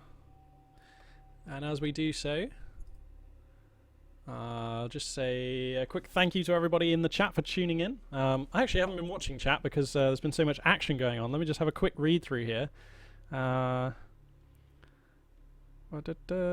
Hey, Sinistro! Shout out to Sinistro, who's in chat. Sinistro is the man behind the Artifact Cup in a large way. He organizes the replay packs that I cast from. So he's a really big part of keeping Homeworld Deserts of Karak like active and doing stuff. So yay! Welcome, Sinistro. Glad to see you tuning in. Let's see. Yeah, there's some talk about whether interest in the game is increasing or not. I think it's definitely increasing. Like, there was a time, probably about a month after release, or maybe 2 months, when it was just dead. Like, you couldn't find a game on matchmaking for love nor money. But now, you can find a game when you matchmake pretty rapidly. And I see, well, I mean, there's the Artifact Cup. That's a cool thing that's been going on for, coming up for 8 weeks, 8 consecutive, 8 tournaments now. Yeah, I'd say this game's definitely increasing. But that's not hard when previously it was basically dead, and it is still among the smallest of scenes of any RTS. Anyway, we're now loading into Game 5 here. So I'm gonna... there we go. It's now 2-all. So this is basically down to a best of 3. The map is the Shallows, and this map does deserve some discussion because it's rather different to the others. But I'll introduce these two players. Spawning in the south, playing as the black and grey Galzian forces, it is AGameAnx. And spawning in the north, playing as the white and black Galzian forces, it is Sparrow. Now, let's have a look at this map. Okay, so this map, for a start, look how big it is, okay? That's a big old distance between the two players. So aggressive strategies are less impactful because it takes longer to get to your opponent. Also, look how easy it is to defend this location here, okay? Your carrier is like right up in this little corridor, this little nook.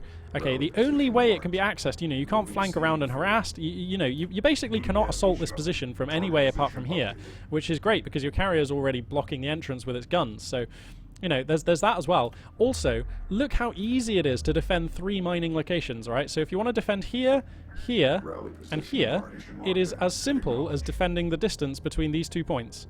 And that is it. So this map, more so than any other, lends itself to macro play. And, because of that, and because players are quite used to opening with a macro build on this map, aggression builds are actually, quite effective in a weird way, because although the map's terrible for them, because your opponent's normally going to go for a macro opening, you can try and catch them off guard with with an aggressive build. So it's a little bit of mind games. But anyway, we can see by the fact that AGamer has not retired his base runner. And for those of you new to Homeworld Deserts of Karak, you can retire any unit at any time, and you get a portion of its money back. It drives back to your carrier, and it goes inside, and they take it apart, they strip it down, and you get the resources back. Not all of them. So A-Game, now this is a big tell from A-Game. If he hasn't retired his base runner, it usually means he's not going to do an aggressive opening. If he retires his base runner, it means that he wants those resources for an aggressive opening. That is how that breaks down. Now, Sparrow has retired his base runner, so the possibility, or maybe even the probability of opening aggression here is very real from Sparrow's point of view. Sensor post destroyed. We have dialed in an artifact signal.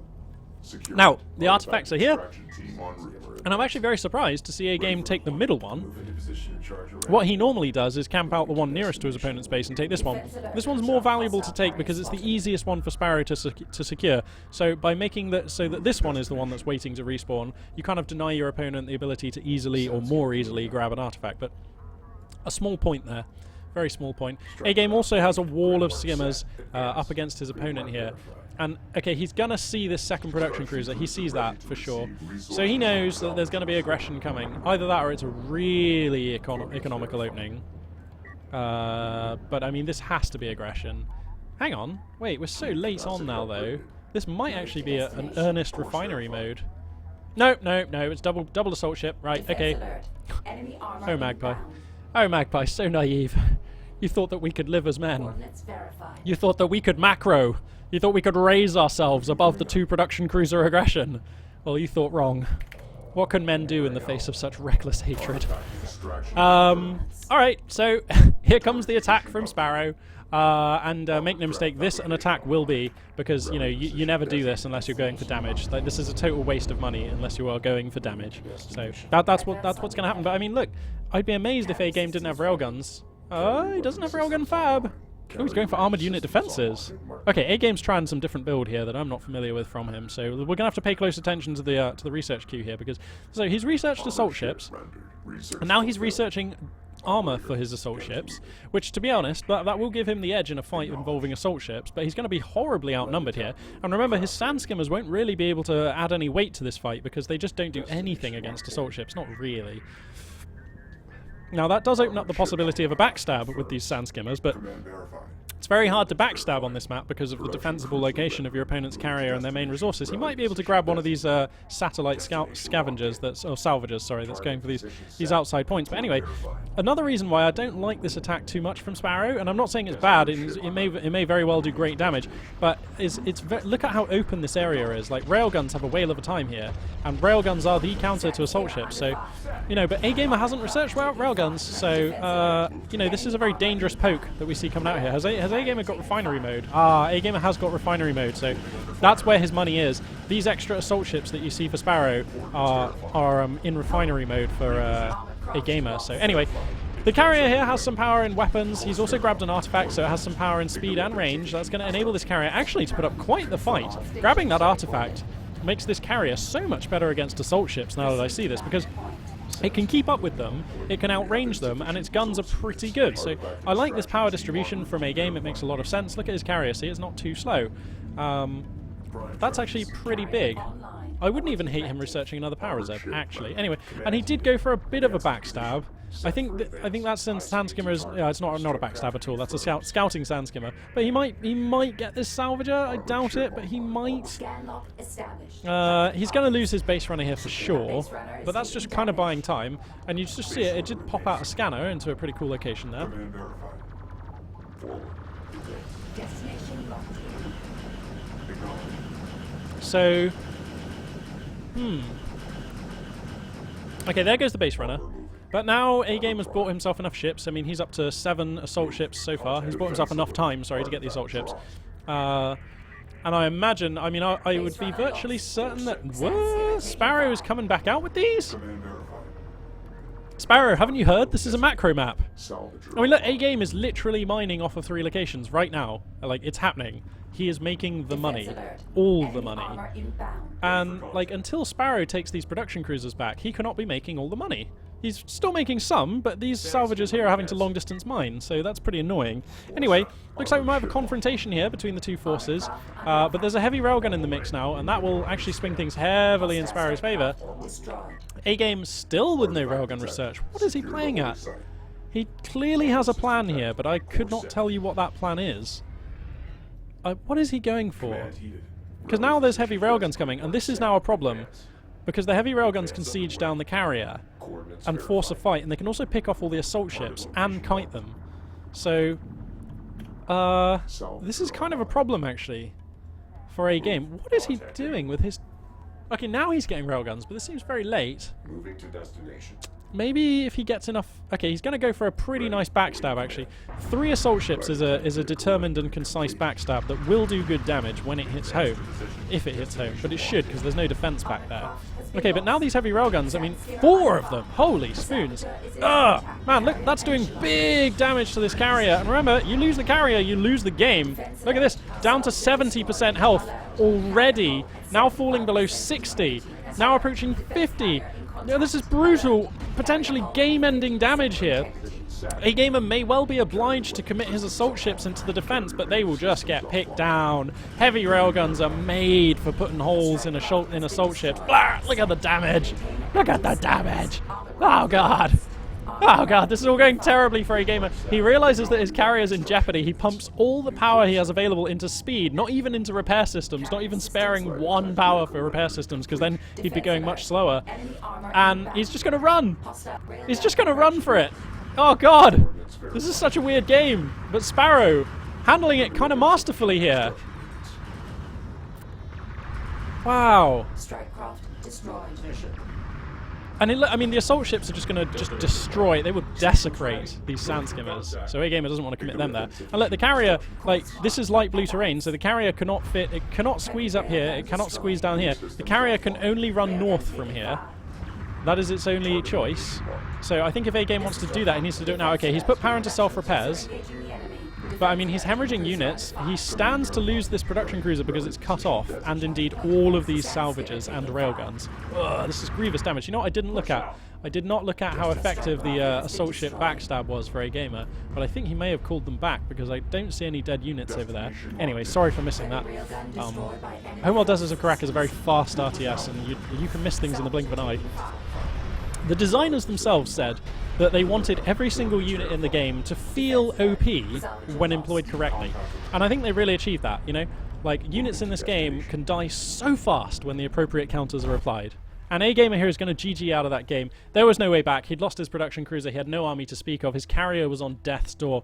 And Sparrow had a really good army on his doorstep. So Sparrow up at match point now. 3 games over 2. Wow. That's just really cool. Really, really cool.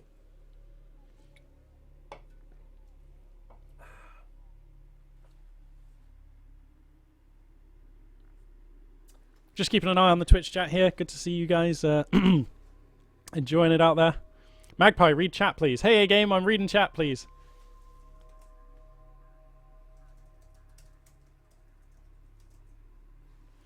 Why are people telling me to read chat? Sorry, guys. Casting Company of Heroes 2, you actually can take a little bit of time out to read the chat, but Homeworld Desert of Karak is so intense and fast, you really can't look away. Oh, okay. So, okay, A-Game messed up massively. Okay. Oh, right. I've been missing a running commentary of A-Game's thoughts. Oh, that's really interesting. Oh, man, I'm going to have to watch this back and use the new Twitch chat replay that they have, and then I can catch it in real time. That would be really interesting. Hero skimmer. Oh, so, okay, so instead of playing normally, A-Gamer decided he's so far ahead he'll spam assault ships. Huh. Okay. Yeah, it's fair to say, I mean, A-Gamer here being pretty hard on himself here in chat, but I think it's fair to say he didn't really play that game that well, so as evidenced by his sound defeat. Anyway, we're going to be going on to Game 6 here. I'm just queuing up the replay for that one. Da-da-da. Bear with me, guys. Once again, thank you to all of you for coming out to watch the games today.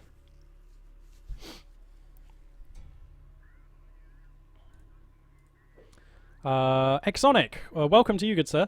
However, please note, although I am casting these games live, they're not being played live.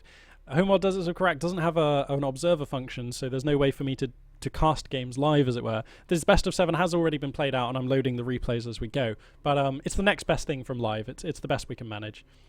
Sinistro says, leave the VODs up here on YouTube until I export them to YouTube. I will, yeah. You'll be able to watch this on the Twitch last video for, like, I think a month or something. It's quite a long time, so the VODs will be available on Twitch, no problem.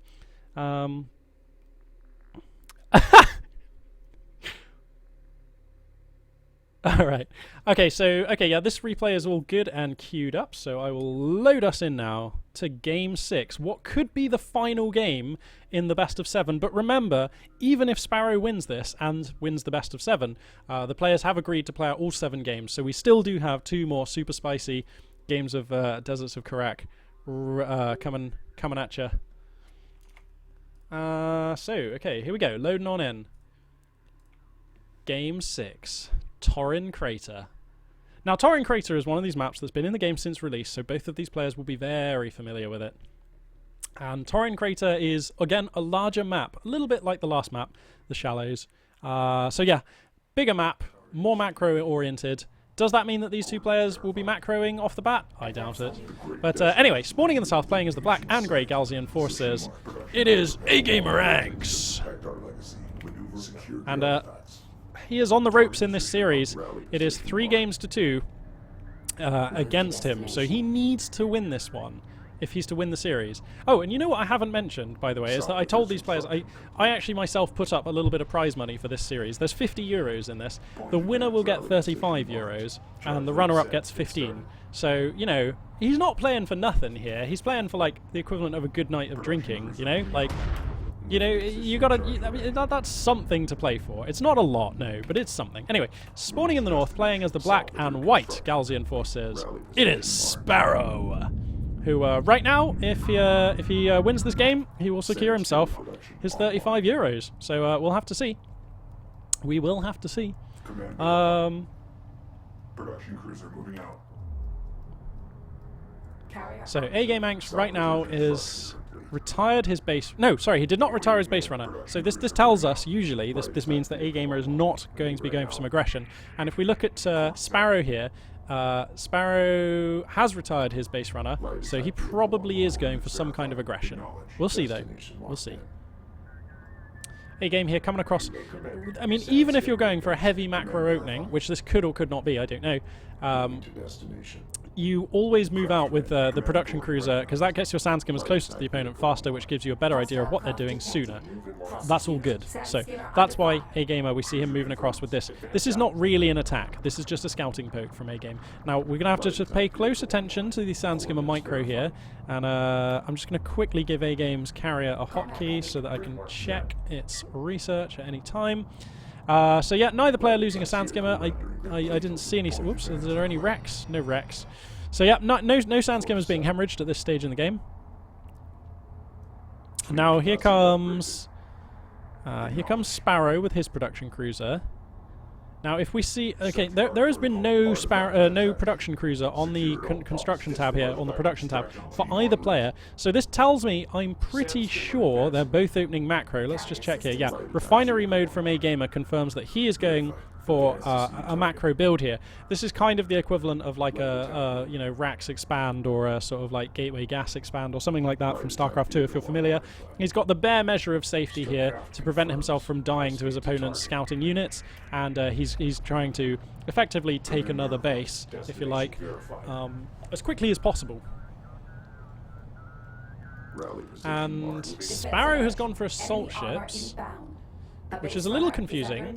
Okay, this must be kind of a half-in attack from Sparrow, because he doesn't have a second production cruiser, so he just wants an assault ship here to make AGamer have to respond by building more units, maybe be able to apply some pressure. This assault ship will also give him the upper hand in any engagement involving all of these units, because of course the assault ships plural are very good against sand skimmers. However, it is AGamer who will have the faster economy, and that's going to be worth something. Now, this base runner here is desperately scurrying away with an artifact. I'm sure Sparrow would love to deny that, but I don't think he's going to quite be able to get the damage. The sand skimmers here are just going to disengage, leaving the base runner to its fate. And the question is, can the base runner be destroyed? Oh yeah, oh wow, the DPS on those assault ships is great. So that base runner is never going to be able to score. It's going to get close. It's going to get real close. Okay, yeah, it got taken out. You saw the scoring progress bar, but yeah, not going to make it, and that's a shame because you know, that represents two power bars for the carrier, which it's not going to have for this defense coming up. And you know, remember in that last game how I spoke about how a carrier with 2 additional power bars in defense is actually quite good against defending against assault ships, whereas a carrier which has only the 1 power bar is absolutely awful against defending against assault ships. By the way, please can somebody tell me if my webcam is working? It's like doing stuff which looks bad. If someone in chat could just let me know. Yeah, for those of you who are new to Homeworld Deserts of Karak, the artifacts... actually, you know what? I'm not going to explain that right now, because we've got a fight going on. Sand skimmers and assault ships getting engaged here. AGamer is going to be getting the worst end of these trades, but he has a heavy railgun. No, he has 2 heavy railguns, so a very fast railgun research and then into heavy railguns for the defense here. Let's take a look here. Sparrow, he doesn't have another production cruiser. If you're not going for 2 production cruiser aggression, and you're... I don't understand this build from Sparrow. Maybe AGamer or Sparrow in the chat can enlighten me, but what is the advantage of going for this build? I think you either have to go 2 production cruiser and attack, or you have to go for a more macro style, but either way, you need 2 production cruisers. You can't just try and live with 1 for ages. You'll just kind of get outproduced and die, right? Oh, I don't know. Okay, there it is, there it is. Okay, so it comes down onto the production tab now. Okay, so it's not so late. It's only delayed by the price of these assault ships, pretty much. So, okay, all right, I take it back. I was overreacting. And Sparrow's economy will be more or less bang on target. Now, for AGameAnx, his production cruiser is just now finished, so he'll be able to fan out if he wants and grab 3 resource locations. Obviously, it's not safe to do so right now, and he knows that, which is why he's rallying this production cruiser here. But in due course, in fact quite soon, he'll be able to take this location here and go for the capture. Oh, go for the resources. Okay, so this production cruiser here going to get harassed a little bit, just tickled down. These railguns at the back are in a masterful location. The high ground advantage is active. Oh, having said that, look, their line of sight is actually being blocked on this sand dune, so they cannot contribute to the fight against these assault ships. That's a big problem right now, because without the railguns firing... oh wow, look, AGamer is forced to displace his workers, so they are all the way out of there. Well, his production cruiser taking damage as well. He has to be careful. I think it'll be fine, but this is a dangerous position, actually, because look, by occupying this space between the 2 sand dunes, AGamer has no line of sight with his railguns into this fight, and he desperately needs them to be fighting. Okay, so he's gonna... okay, there we go. So Sparrow here gonna try and get this production cruiser, but I don't think he will. The heavy railguns and the assault railguns just do too much damage. It's gonna look close, but remember, every time one of these assault ships dies, the DPS of this attack is like reduced substantially. There we go. Yeah, now 1 assault ship, now 0. So the production cruiser will survive just. But of course it's a Galzian unit, so it will repair very quickly. You can see it, they're all smoking on fire, just dem graphics, you know. Okay, thanks for letting me know about the webcam, guys. It's It's doing something, but I don't know what. But apparently it's still working, so that's good. Alright, so yeah, zooming out. So second production cruiser is out for Sparrow, and he's going to be macroing up nicely. AGamer, let's check the tech here. He has railguns, he has... Okay, so just railguns. He has no railgun armor yet, no other upgrades as far as I can see. He probably will be looking to get Fleet Cap 85 here momentarily because he's more or less at cap. Yeah, there we go. Fleet Cap 85 now coming up. And AGameAnx actually coming out here for a bit of a poke, and I quite like this because he knows from the opening of his opponent, he knows he's economically ahead because he saw the assault ships, and the assault ships didn't really pay for themselves. So AGamer thinks he probably has a window. It's very likely that he has a window to get some damage done here. There's a defensive assault ship here for Sparrow, but it's gonna get kind of nailed down. Remember, railguns do sort of counter assault ships, and by sort of I mean completely counter assault ships. So this seems like a nice position for an attack, and right now the defensive force for Sparrow is what? 4 assault ships and 2 sand skimmers. Now he can build more units quickly, but will they be here in time? He's being so ballsy / brave, not moving this production cruiser away. Where are the heavy railguns? Okay, slowly making their way across. But this production cruiser is a very, very valuable target. Losing one of his assault railguns. Oh my god, those heavy railguns just do so much damage to assault railguns. And I think thanks to the positioning of this one heavy railgun, Sparrow's going to hold this very nicely. Okay, now in comes AGamer with 3 heavy railguns. But now there's 2 on the defense for Sparrow. And remember, Sparrow has the home field advantage. The units that he produces will be in this fight much quicker. By the way, look at the lovely sensor network provided by these sand skimmers that AGamer has set up, providing him with any information about possible incoming backstabs. This means that AGamer can attack, secure in the knowledge that his economy is not going to be harassed by units coming around the backside. It's a very smart thing to do. Okay, so, now we've got a trading war here. Okay, and AGamer are actually getting the much better end of these railgun fights. Oh, that was brutal. Oh my god, is he going to get 3 for 0 in heavy railguns? He gets 3 for 0 in heavy railguns. Now he can attack with almost no impediment here. I mean, what does Sparrow have that can hold off this force? It doesn't really have anything. He's building heavy railguns, but he just had 3, and I don't think 2 is going to break this when 3 didn't. Now, look, the heavy railguns, the assault railguns, the sand skimmer, all the pieces of the puzzle are here for AGamer, working together, doing their jobs. Okay, now this heavy railgun at the back. This has to be the priority target. AGamer pulls back his railgun, but it could get hit by one more shot. Oh my god, it's going to survive. Nothing going right for Sparrow here. The assault railguns are coming in. AGamer could take a dive with the sand skimmers here if he felt like it, because these railguns are super soft, very squishy. In fact, that seems like a good thing to do. There's no assault ships now. Maybe he was just waiting for that assault ship to die before he came in with the sand skimmers. And he's actually going for the production cruiser. I guess I quite like that. It seems to me like the heavy railguns are the more valuable target right now, but maybe not. And paying my look at the reinforcements of AGamer. A massive just wall of units coming across the map here. And now Sparrow is only mining off of 2 locations, so AGamer basically 50% more economy than Sparrow. And look, AGamer knows he's only free to send all these units over here because he's put these 3 sand skimmers here and 1 here. Like, these 4 sand skimmers are AGamer's fallback net. Oh my god, I know his name is AGameAnx. I've just fallen back into habit of calling him AGamer, for which I apologise, AGameAnx. You'll just have to deal with it in the heat of the cast. I do make a lot of mistakes. And your name is just one of them. Anyway, moving on out here, he's now going for sand skimmer production. He's making heavy railguns. This production tab's become a bit clustered. There we go.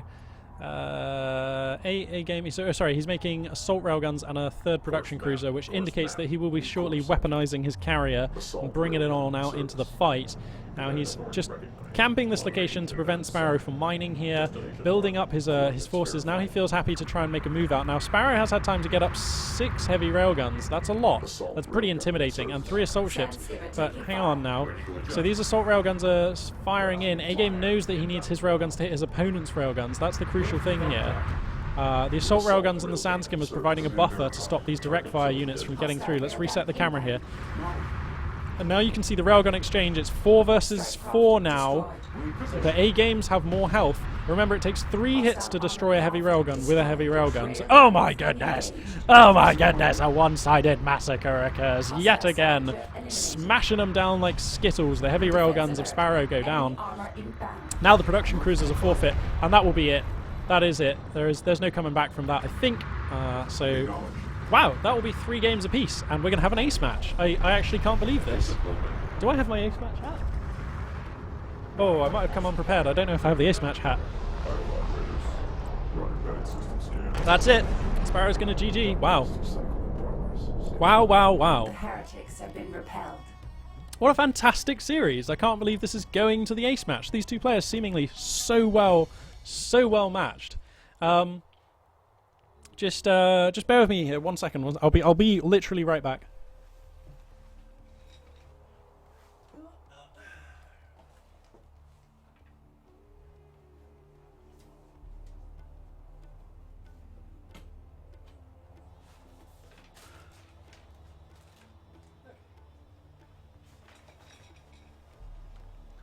Hey guys, sorry about that. Right. Woo-wee. So, I'm just going to queue up the next game. Game 7 hype. So, Game 7, and the map is going to be Galzian territories. Ooh.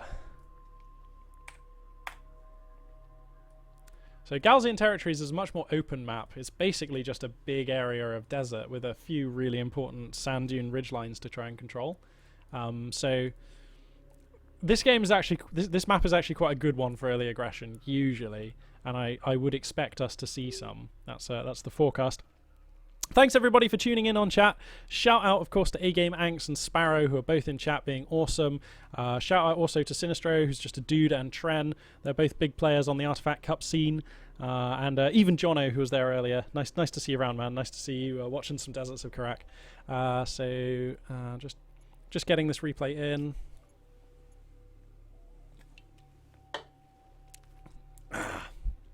Okay, and I think as we load on in now to Game 7, it all comes down to this. A fantastic series so far. To recap, Game 1, a very back-and-forth game with heated action right from the get-go that went all the way to endgame tech. Game 2, similar actually. A heated back-and-forth ended by Honor Guard cruisers. Games 3 and 4, much faster, much more brutal, ended by early aggression. Game 5... Oh yeah, that was when... I think Game 5 was on the shallows, and that was when A-Game got a little too cocky and just made assault ships and kind of died. Game 6 was a beautiful macro style from A-Game, just heaping on the economical pressure and just drowning his opponent in units whilst denying, crucially, a third mining location. And now it all comes down to this. Game 7, the ace match. For the winner, €35. For the runner-up, 15. But I know which I'd rather have. Spawning in the south, playing as the black and grey Galzian forces, it is AGameAnx. And spawning in the north, oh, here it is. Playing as the white and black Galzian forces, it is Sparrow. Yep, no holds barred. This is raw, dirty, homeworld Deserts of Karak action. No, there are no weapon of war here is disallowed. No honor at stake.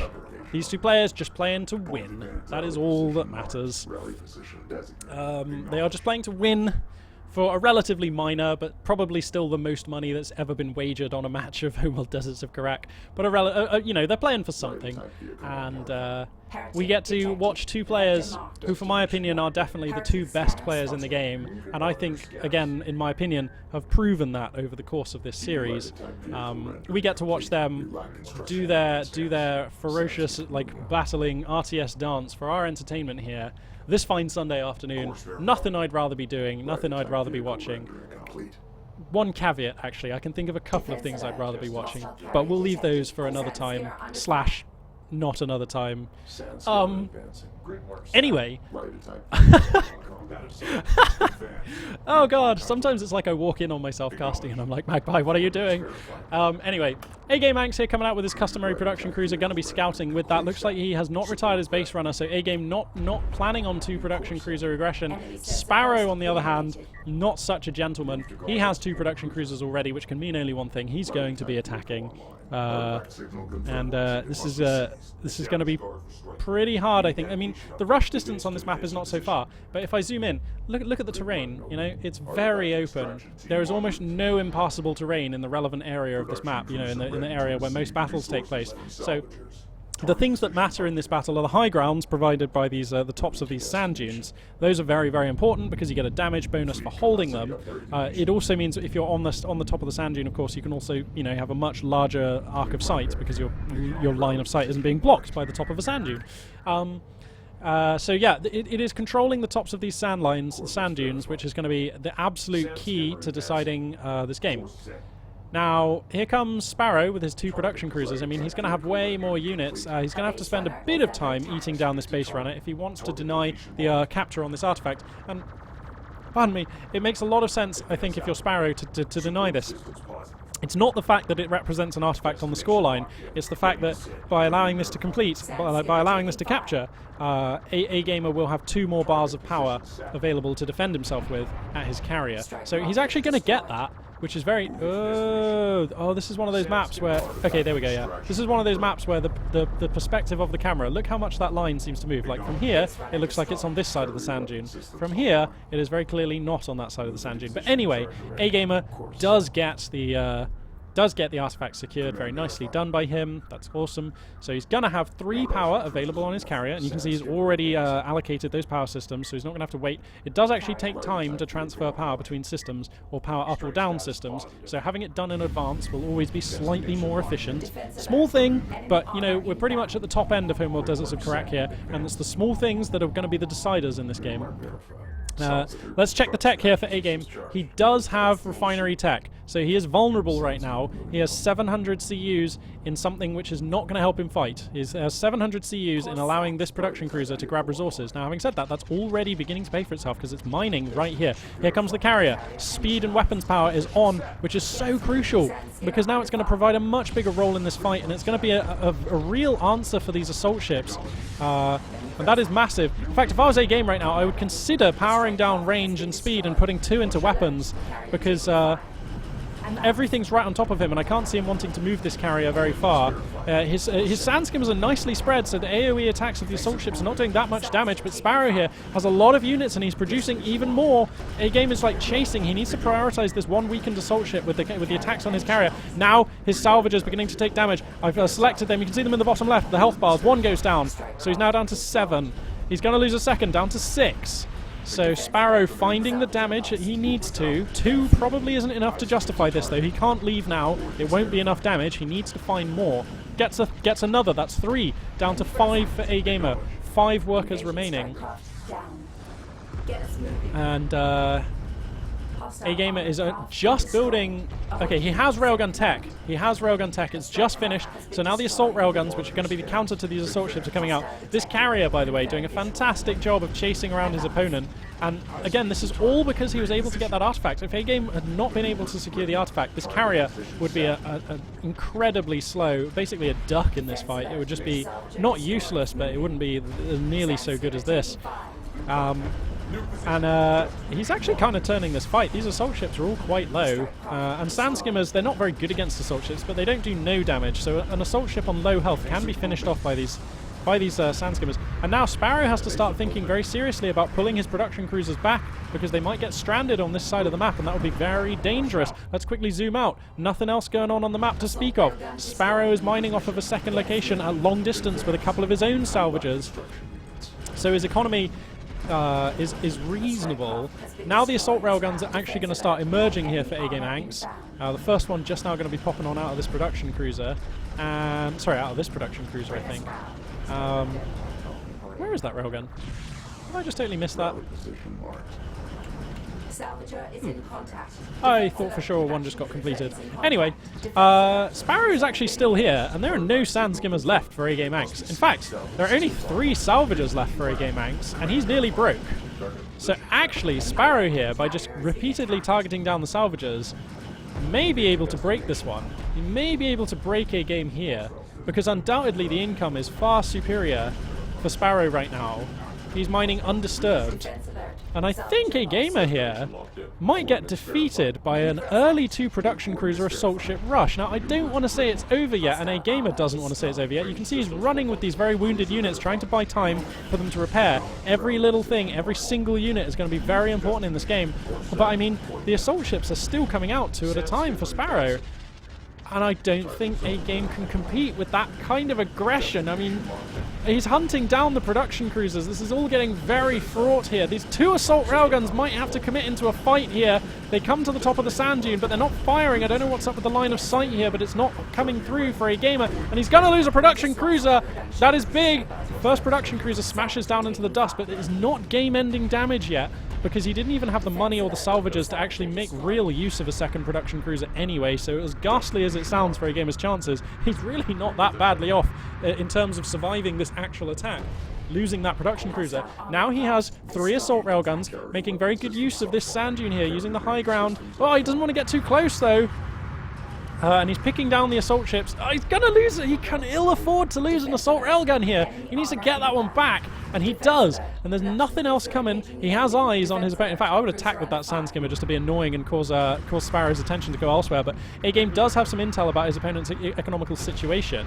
And actually, he's so far across the map, he could almost transition this into some kind of attack. Now, oh my god, he only has 2 salvagers. Oh, dearie me. Okay, so the assault railguns right now, I mean, remember, assault railguns are faster with longer range than assault ships, and they hit harder. So, you know, these guys can technically defeat this army. Oh, dearie me, but it's going to be so hard. A gamer's carrier right now with all power and speed for some reason. He needs to take power out of speed and put it into weapons and range. Right now, uh-oh, this could be a bit of a misplay from a gamer.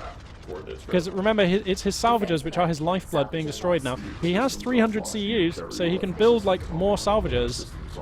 But, like, the situation here is becoming untenable for A-Game. Now, let's see. Okay, yeah, that one production cruiser. This is his only production cruiser. His sand skimmer on the other side of the map is just like, let's just get a quick look. Hero sand skimmer! Okay, it's like doing nothing, but it's, you know, a valiant attempt. Oh no! A-Gamer's assault railguns are getting hunted down. Assault railguns are good against sand skimmers, but when the sand skimmers get on top of your assault railguns, the assault railguns just can't turn fast enough. So these 3 sand skimmers actually might be the end of the game here. AGameAnx's chances lying in ruins now. The sand skimmers have taken out 66% of his assault railguns, which were the only thing keeping him alive. He's desperately trying to protect 2 salvagers, which are harvesting away for him. I mean, I don't want to call this one too soon, and A-Game is going to fight as hard as he can, but all Sparrow has to do now is keep building units, and A-Game will never be able to produce additional military units as far as I can tell. He has to just keep building salvagers. Is Sparrow falling back here? Looks like Sparrow just going to take a second here to build up a few more than 4 sand skimmers. That makes a lot of sense. But now Sparrow's building heavy railguns, and nothing says, this is my game, get out of it, like heavy railguns against an opponent with this kind of situation. What can A-Game do against such reckless railguns? No, seriously, what can A-Game do against heavy railguns here? You know, they're just going to ping down his assault railgun, they'll ping down his production cruiser, they'll ping down his workers, and, you know, perhaps most crucially, they'll ping down his carrier, and that will be GG. And there's just enough sand skimmers here to buffer any potential assault from, I don't know, a plucky assault railgun that might try and rush down the heavy railguns. So seeing these heavy railguns, a gamer may choose to GG at this exact moment. He might try and stay in, but I mean, look at the damage these assault railguns are already wreaking upon his carrier. This is not looking good for him. I mean, if he's feeling super annoying, I suppose he could move his carrier to like this location here, maybe, because this sand dune will block quite a lot of the line of fire, so that would force Sparrow to put his railguns here, but I think that's still fine for Sparrow. Okay, he manages to get a few more assault railguns out, but these things are so assault railguns die in 3 hits from heavy railguns. He's got a heavy railgun of his own out. Okay, hold the press here, but yeah, The trouble is, railguns get killed in 3 hits by heavy railguns when they don't have armor upgrades, which is where we're at now. And crucially, Sparrow has 3, so yeah, A-Game is going to GG. Yeah, having 3 heavy railguns. Hang on, let me just go and view the map. Having 3 heavy railguns there enabled him to one-hit his opponent's heavy railgun. So A-Game absolutely gets taken apart in that game by the very, very convincing assault from Sparrow. That was like on the money with regards to execution, timing, instinct. You know, he was absolutely just spot on. And I really thought with the power from the artifact, you know, A-Gamer looked fine there. But Sparrow was just able to consistently grind him down until there was nothing left for A-Gamer. And that's going to be the best of... that's going to be the end of this best of 7 series. What a fight. Thank you very much to our 2 combatants, AGameAnx, I'll get his name right one day, and Sparrow. That was just really sweet. Thank you very much for everybody for tuning in. We were up to like 30 viewers there, which is probably a Twitch record for like for a Deserts of Karak best of series. Lol. But yeah, seriously, if you enjoyed the series, think about getting the game. I think it's pretty cheap now. And it's just, honestly, it's one of the best RTSs that you can actually buy. You know, it really is. Let's have a look at what this webcam's actually... Okay, there we go. Yeah, it's one of the best RTSs you can buy. You won't regret it. It's just really good. If you like RTS, you'll love this game. Simple. What are you waiting for? Yeah. Let's see. I'm just gonna. I mean, I'll hang out for another couple of minutes on the Twitch chat here, and then I guess we'll wrap things up. But yeah, that was just really sweet. That was just really good fun, and I'm really glad that we were able to do something like this with Homeworld Deserts of Karak. It basically never happens, and who knows? I might even be able to talk to Blackbird Interactive and maybe figure out a way of making something like this happen again. But in the meantime, there's always the Artifact Cup, which we do cast almost every week now, or I cast every week. You can find that on youtube.com/magpie842. Plenty of Deserts of Karak replays and action going on there. And more action coming all the time. Thanks to my man Sinistro for organising those replay packs. And yeah, I haven't really been paying much attention to the Twitch chat throughout the entire last match because it was just such an intense last match. I didn't want to take my eyes off the screen. But I hope everyone's been enjoying themselves and having a lot of fun. And I'm just having a read through. Looks like Tren laying down some wisdom for people who are asking about the game. And... A-Game, oh, still for some reason didn't prepare. Yeah, it's true. A-Gamer there saying basically his demise was because he failed to prepare for the two production cruiser opening, and I have to say that was, you know, that's why he got punished for that. And oh, apparently A-Gamer researched skimmer armor in that last game, which I didn't notice, but yeah, he's saying that that's a silly thing to do, and that's correct. Oh, I think A-Gamer has been a bit hard on yourself.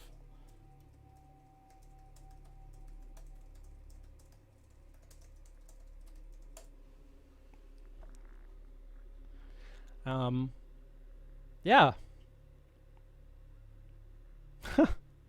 Oh, that was just cool. I don't know. We've got Tren, and we've got Tren, A-Game, Sparrow. Are you in chat? Sparrow. I'm just thinking we could organise a quick 2v2 and I could stream that. That would be pretty funny. Me and Sparrow versus A-Game and Tren, or me and A-Game versus Tren and Sparrow, or something like that. Okay.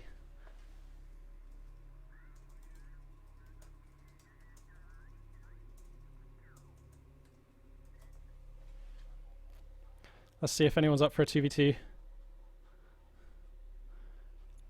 I can host that one right now, actually. This could be quite fun. Well, you get to see some first-person Deserts of Karak action. Please don't expect anything as good as what you've just been watching. But yeah, we could get a little 2v2 going here. That might be pretty fun. Let me just create game. Public game. There we go.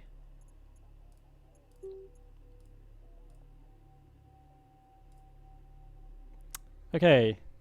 Okay, Sparrow. Alright, I've hosted a lobby. If you guys feel like joining, AGameAnx, Sparrow, and Tren, we could get some 2v2 action on it. It would be pretty funny. Who am I kidding? It would be hilarious. Come on, let's do it. Come on.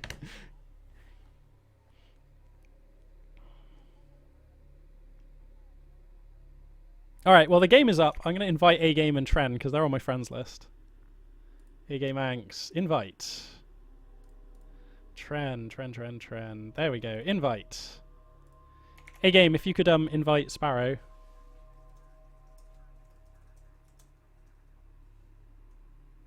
Oh, Sparrow's working at the moment. Oh no. Have we got a volunteer?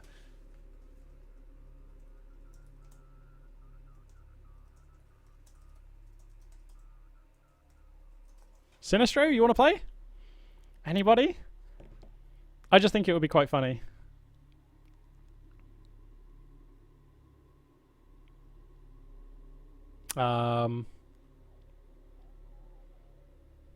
But if we're going to play, the jacket has to come off.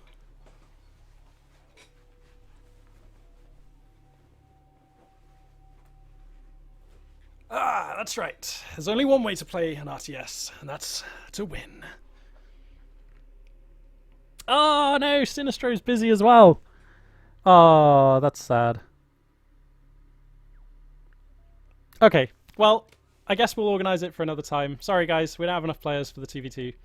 But yeah, thanks very much for watching everybody. This has been a sweet best of 7 series. Please stay tuned to the YouTube channel. That's youtube.com/magpie842 for more developments. Then I may well be able to organise something like this again sometime. Oh, hang on. We could have a 3-player free-for-all.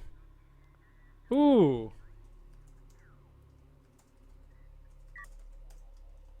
Yeah, we'll have a 3-way free-for-all. Go on. Because the players are in the lobby, so why don't we do that? That'll be fun. Yeah? 3-way free-for-all. Yeah, we can do that. Of course we can do that. Free-for-all! Alright, this is going to be real funny.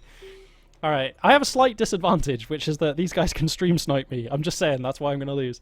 And, okay, let's set the map here. We will play on nice fair map. Let's play on Dune Sea. That's a good map.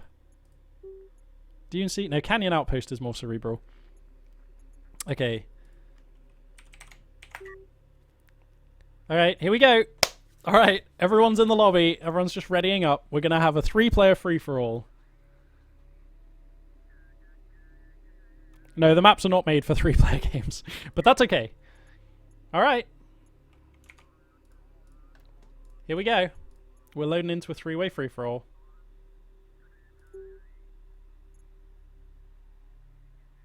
Shout out to Coppig, thanks very much. Hopefully see you around on future casts. Yo, Luciano! When did you show up?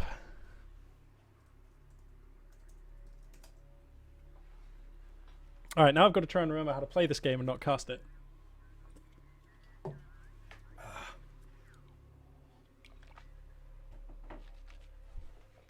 Here we go.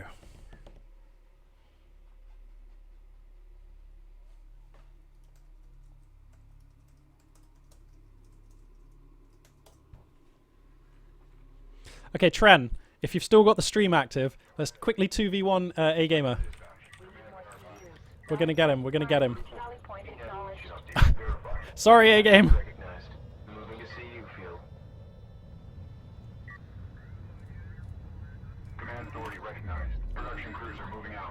Oh, we've got a bit of lag. Ah, I wonder if that's because I'm streaming. I hope that's not the case. Nah, that wouldn't be it.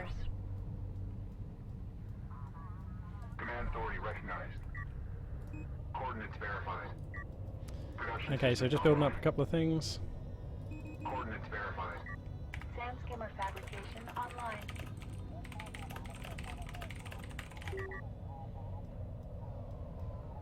Ready for deployment. Course set. Moving to RU field. Ready for orders. Awaiting command. Destination locked in. Acknowledge. Okay, I've got to remember how to play this game. Okay, so I'm building sand skimmers.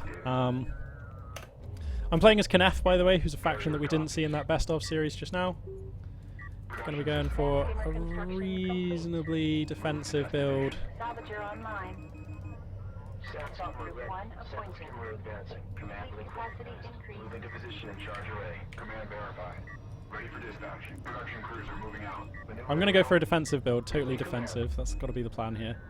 I'm just going to try and stay out of trouble and build up a big force. But actually, so are they. Uh-oh. Okay, there's anything could happen here. Alright, let's get some refinery mode action on the go. Assault Group 1 sanctioned. Sand skimmer construction complete. Assault Group 7 appointed. Additional CUs required. Ready. Assault Group 6 appointed. Assault Group 1 appointed. Okay, so we're just going to fan out our eyes a little bit here and try and just figure out where the other players have spawned. Support ready. Command verify. Rally point marked. Go ahead. Ready and waiting. New course. Personally, I think Sandskimmers are probably like my favourite unit in the game, so I am actually going to put some research into them. Probably going to get Sandskimmer raiding and some weapons and armor tech. Enemy inbound. Confirm visual. Strike status positive. Target position set. Sand skimmer construction complete. Okay, looks like we found Tren over here. Detected. Sand skimmer taking enemy fire. Cruiser ready. Command verify. Combat alert. Enemy carrier closing on our position.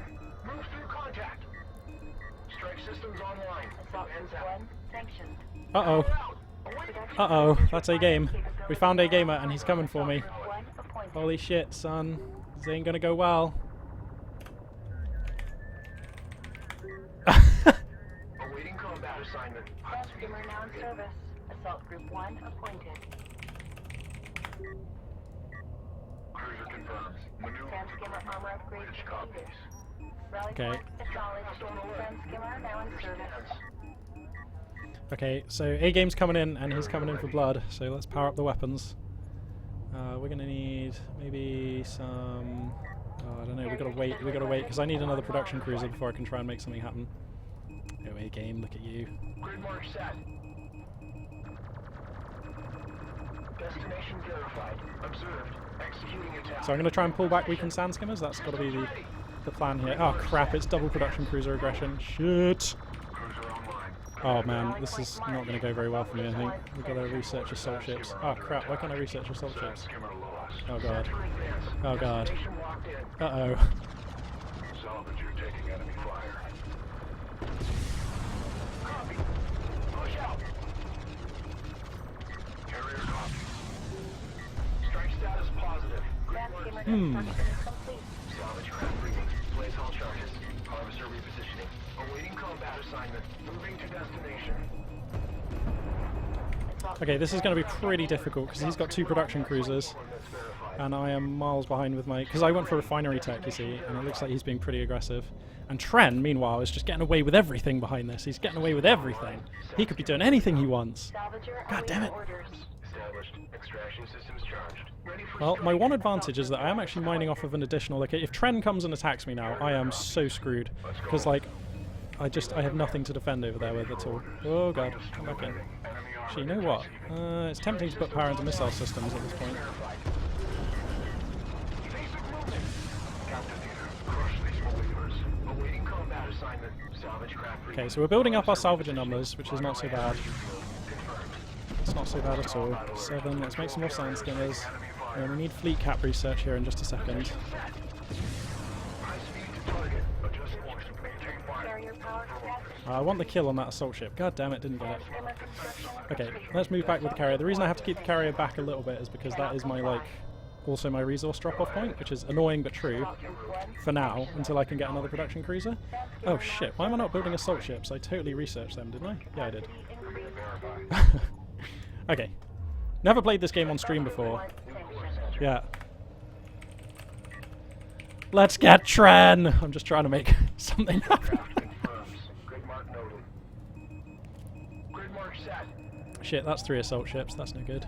Okay, well, maybe if I just go round, like, behind A-Gamer and, like, just backstab him, that Attack moving. could work. I doubt it. We'll have to get Sandskimmer raiding so we have the right speed for it. Ready for strike. Oh dear, I don't like this. Armored craft responding. Rally point marked. Ready. Maneuvering out. Uh-oh. Alright, yeah, I think let's go for the attack. Armored ship online. This might be a big mistake. I think it's a big mistake. Destination locked in. Combat alert. Reverend forces are attacking the control carrier designated. Enemy armor detector scans.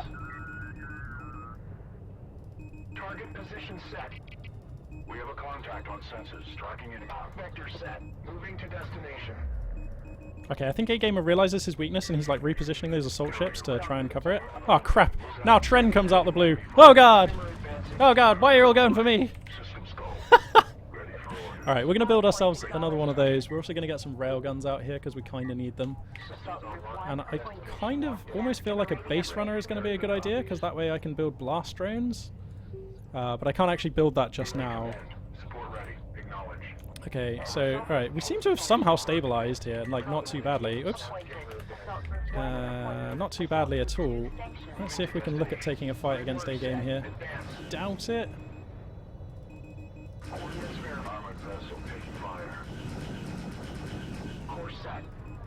Yeah, so using the high ground advantage here. Right, let's power this down and power up the missile systems, and then we can start firing some cruise missiles at him, which might scare him a little bit. And we're going to go for power reserves level 2. I did research railguns, right? Okay, yeah, they're just finishing now. Alright, so we might be able to stabilize here. Provided Tren doesn't absolutely backstab the hell out of me, we might be able to get some work done here.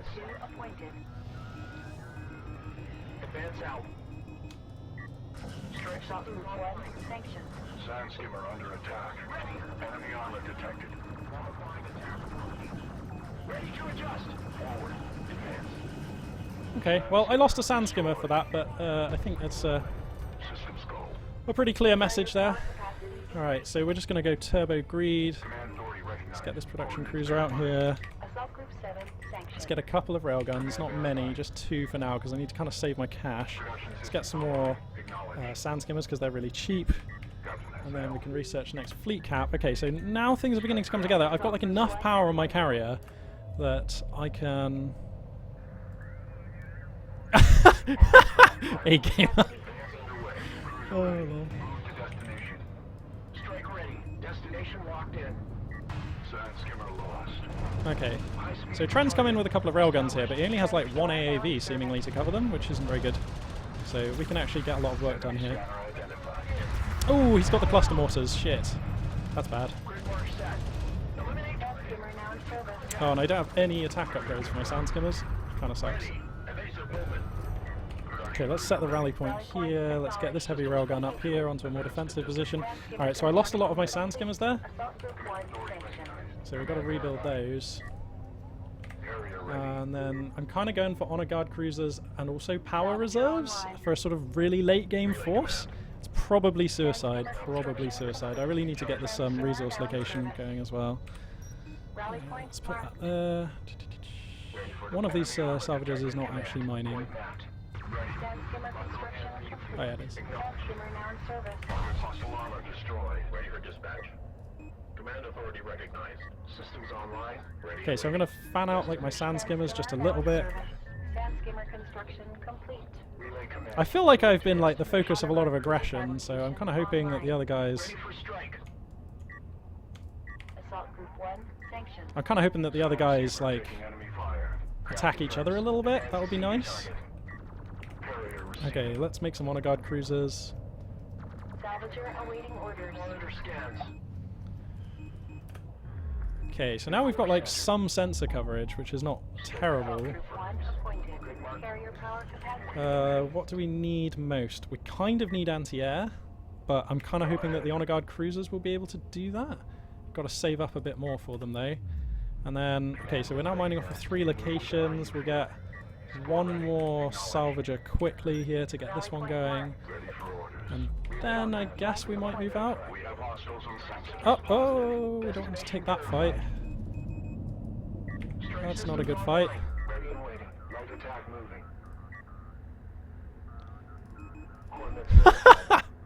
Oh, sorry. I hope you guys can see the in-game chat. Salvager awaiting orders. Let's go for a little hit and run here. Carrier copies. Get some sand skimmer damage up. Detected. Move and monitor scans. Try and get some of these logistics modules, because this is the supply cap for Tren's army, so by taking this out, that is kind of annoying. Sand skimmer under attack. Oh, he's got those cluster mortars there. You've got to be so careful. Don't want to get caught out by some cluster mortars. That will ruin your day. Carrier ready. So I'm going to get 1 honor guard cruiser, and I'm going to use that to try and push at Tren. Why is... Okay, A-Gamer is saying Holy Mother of God, so I can only assume that the other 2 are fighting, which I hope. I really hope. Sand skimmer damage. Alright, here comes the honor guard cruiser. We're going to research honor guard cruiser anti-air, because that's going to be necessary here moving forwards. And... Assault Group 1 Okay. sanctioned. And then I think maybe if I backstab through here and send the Honor Guard cruiser with 2 railguns here, we might be able to have a poke at Tren. Let's put the Honor Guard cruiser like up on there, and the 2 railguns can be here, whilst this backstab comes through here. Okay, this is the move. Here we go. This is going to go terribly. Oops, wrong one. Let's make a load more sand skimmers. Alright, so I might be able to get a support cruiser of Tren here, which would be really annoying for him. Oh god, but he's got the damn EMP arm logistics modules, which are really annoying. Even so, we might still be able to take that. Assault cruiser active. Honor cruiser advancing. Advance out. Armor primed. Sand skimmer construction complete. Okay, I think we are going to get this support cruiser, which is kind of cool. Okay, there we go, we got it. So now we just hit and run, get out of there, get out of there. See if we can just find a target of opportunity for the Honor Guard cruiser, because like any hit you get with an Honor Guard cruiser is normally quite devastating. Let's get this production cruiser out a little bit. Okay, that Honor Guard cruiser is now in a terrible location and probably in need of some defense. We've got to get fleet cap up. Oh god. This is all going to go terribly wrong, I'm sure. Alright, let's get this Honor Guard cruiser somewhere like more well defensible. Okay, fleet capacity research is finishing up now. Oh, Tren looks like he's just going to donate me a couple of AAVs here. That seems foolish.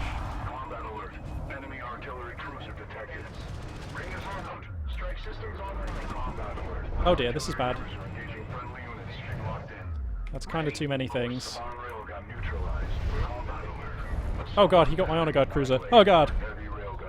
He's got a lot of stuff. I think he's got like... Has he got battle cruisers back there? I heard he had artillery cruisers. I heard the audio cue for that. So that's kind of dangerous.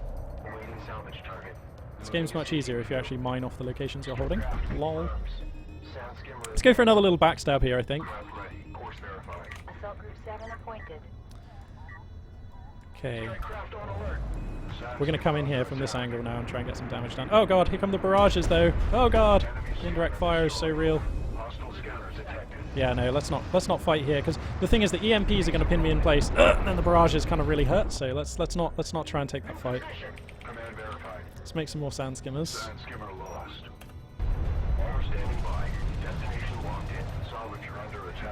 Uh-oh. Uh-oh, Tren's kind of muscling in here with a pretty good force.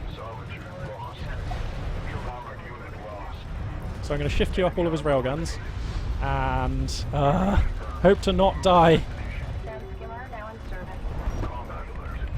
Now we're going to fire some cruise missiles from the carrier into this fight. That's the plan here. Oh my god, he's got so much stuff.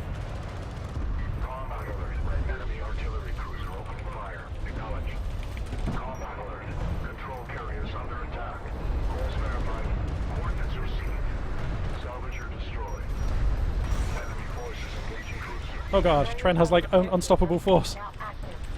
A-Game, help me! I've got to call out for help for A-Gamer here.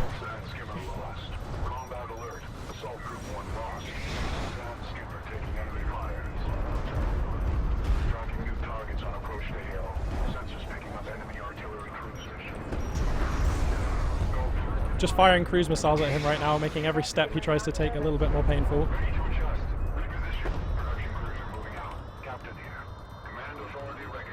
Just relying on like stupid numbers of Honor Guard cruisers to try and save the day for us here, setting some rally points. And we're just going for power level reserves because I think this is going to come down to a carrier fight. Alright, okay, A-Gamer has responded to the call and he's come in for a backstab on Tren. I don't know what's going on over there, but I can hear explosives, and A-Gamer is saying that he's going in there with level 3 assault ships, so that's nice for me. Alright, let's get some more repairs going on this carrier because it's kind of screwed right now. I think I want to keep attacking with the carrier. And as if by magic, I actually have a reasonable force of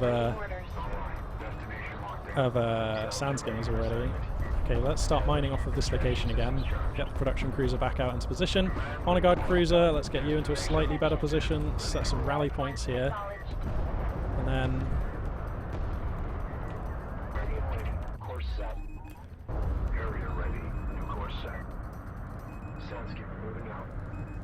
Okay, let's see what we see, because there's action going on. I can literally hear action, like I can hear explosions and all kinds of things. Combat alert. Enemy artillery cruiser detected. So I think we should move in with the carrier here, tentatively, but I think we should move in with the carrier and start applying pressure with cruise missiles. That's the plan. Keep the honor guard cruisers here on guard duty. Under attack. Sand skimmer destroyed.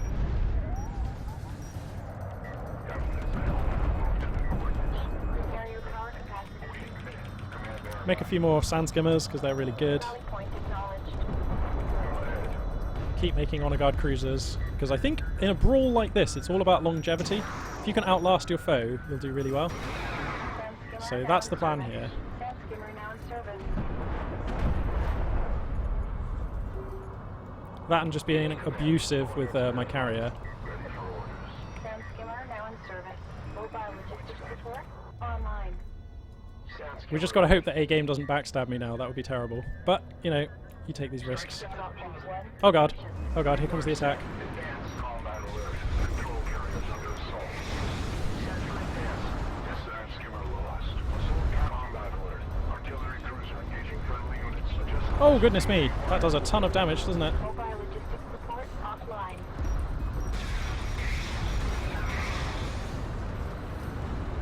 Okay, we actually got one of his cruisers there with the carrier, which we're now going to go to power level 6 with. Carrier copies. Course mark. Sand skimmer destroyed. Advanced sensors picking up enemy artillery cruisers.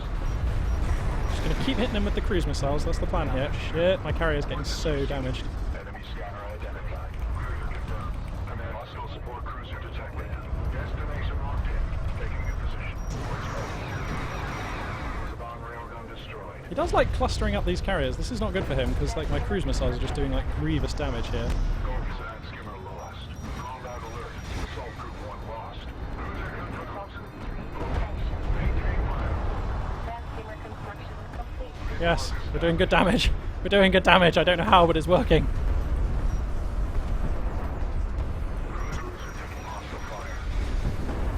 Carrier combat alert. Enemy artillery. Is A-Game ransacking me? I haven't even checked like the satellite cam for like ages. Why is Group 7 coming in? Oh god. Hostile craft on sensors set. That is not what we wanted to happen. That's like my economical units somehow got mixed up into my hotkeys there. That's pretty bad. Maintain fire. Move to grid marker. Move to new coordinates. Ready all battle stations. Combat alert. Carrier control carriers under attack. Some position. Let's move. Okay, we're going to pull back a little bit here. It's getting too hot. It's getting too hot. We got to get out. It's getting too hot. Assault cruise combat alert. Enemy bomb on the board. Defensive combat alert. Enemy strike fighter overhead. Honor guard cruiser lost. Course mark to locked in. Need more Oh god, the bombers are really good against honor guard cruisers. Even with anti-air mode, it's not enough. Oh shit. Oh god. Annihilated. Okay, this is bad. We're going to have to go maximum. Oh god! Holy sh... That's terrifying. support online. Sand skimmer destroyed. Maintain Carrier self-repair systems at full power. go for orders. Enemy forces engaging cruiser. Advance enemy. Oh, we got some great kills with the cruise missiles there. That was nice. That was actually nice. Taking enemy. It's not going to be enough though. Cruiser verified. Move to destination. Assault Group Man, I lost all my honor guard cruisers, but we're still fighting. We're still fighting. We're still in this. New course locked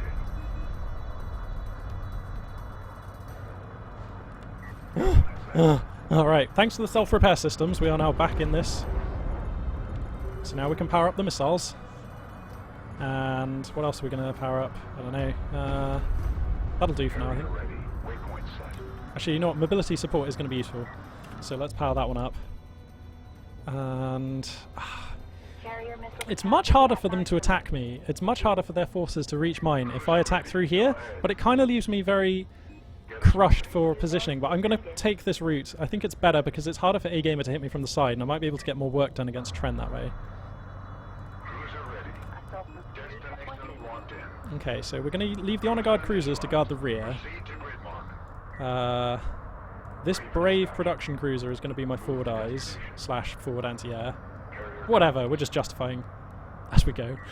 In fact, We kind of need this to mine.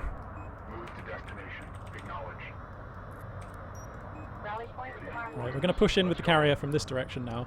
How much do I need for power reserve level 4? 1500 CUs. Ouch. Okay, that's kind of what I want to do.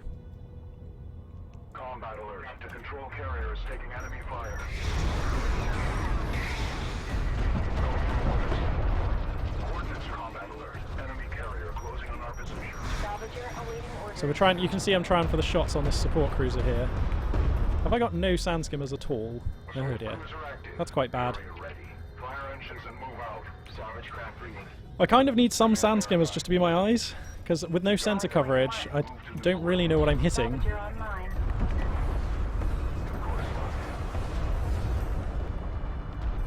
Sand skimmer now in service. Sand skimmer construction complete. Alright, we're going back in. There's a massive battle going on here. I don't know what kind of a sight is going to greet me, to be honest. Moving to position in charge array. Craft ready. Destination locked in. I would quite like to know if A-Game is going to backstab me, so I'm going to position those units there. Enemy armor detected. Combat order. Artillery cruiser engaging friendly units. Hostile support cruiser within sensor range. Sand skimmer taking enemy fire.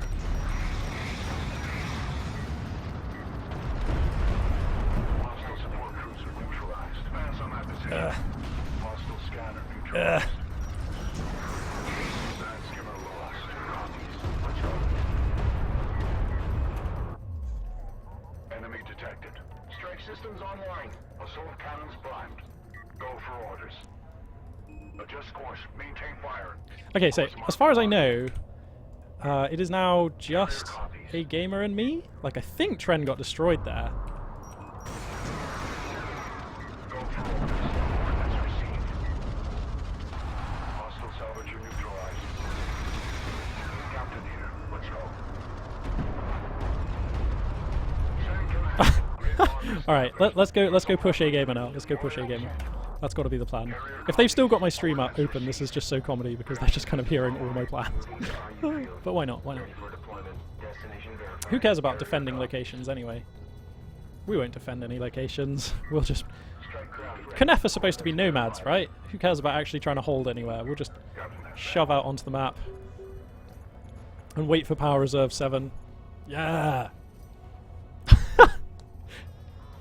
Yes, Megarith in chat, you know it. Knef is just ridiculously awesome. You know it. Oh shit! Advance out. I think we found A-Gamer a little bit. Oh Christ, he's coming in. A-Gamer's coming in. Locked in. There's a unit here. Carrier It's probably just a scout, and I'm just like, oh my god, A-Gamer's coming in. But yeah, he's up to something out there. Carrier self-repair systems offline. SL. New course set. Grid mark noted. I love the way my entire scouting force consists of like these 2 sand skimmers. It's freaking terrible / awesome. Cruiser advancing. Alright, we're going to put the Honor Guard cruisers like in an okay position to cover. See, from here, the Honor Guard cruisers can cover like a lot of directions with their heavy railguns, so like it's not too bad. Okay, here comes the attack from A-Gamer. Luckily we scouted it, so we can pull back our stuff. Contact alert. Fire out some cruise missiles here. Go for orders. Adjust salvager under attack. Salvager lost. Uh-oh, salvager's under attack. No! Cruiser taking hostile This is not Tren, is it? Oh crap, it's A-Gamer. Carrier defensive Oh, weapons God. online. course. Okay, we got to find his carrier like yesterday. Let's go, let's go, let's go. Everybody go! Everybody go! We are on the attack, we are on the attack. It's going to be a really, really slow attack. Carrier defensive weapons offline. Oh god, that's a lot of precision bombers. Switch to anti-air mode. Prioritize the self-repair systems now! Combat alert. Direct enemy. I think that's enough to just alpha strike my... Oh, he's just going to alpha strike my carrier. No! Salvager destroyed. No! Not like this. Not like this. Arrgh! 6 lost. I'm down. Assault group 7 lost. Oh well, we did... Oh, who am I kidding? We did not do okay. We just died horribly. Oh, am I allowed to... how do I... Is there some way I can observe now? I don't know, let's ask.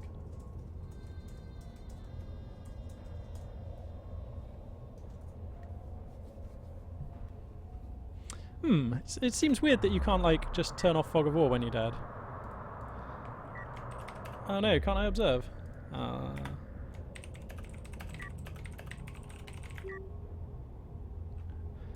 Oh, apparently you can't observe. Okay, because I normally just play 1v1s on the ladder, so, or 2v2s, but normally when it's over, you know, you don't want to observe anything.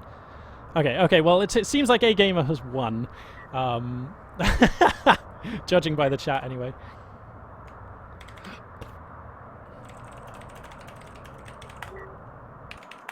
Classic gold. Absolutely classic gold.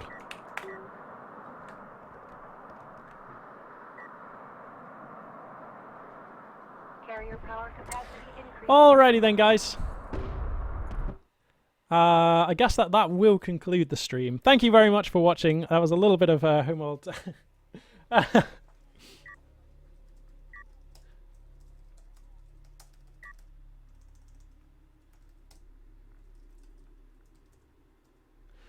Thanks for watching the stream. I've got to go now. It's like running a little bit late, and I'm supposed to be meeting someone at the pub in a bit. So yeah, thank you very much for watching. Thank you very much for watching me being a massive scrub as well, playing Homeworld Does Us a Crack. It's always fun, always fun. Like I say, stay tuned to the YouTube channel, youtube.com/magpie842 for the latest developments. There'll be more Homeworld Does Us of Karak at some point, but for now, I must go. One more time, thank you very much for watching. Magpie842 signing out.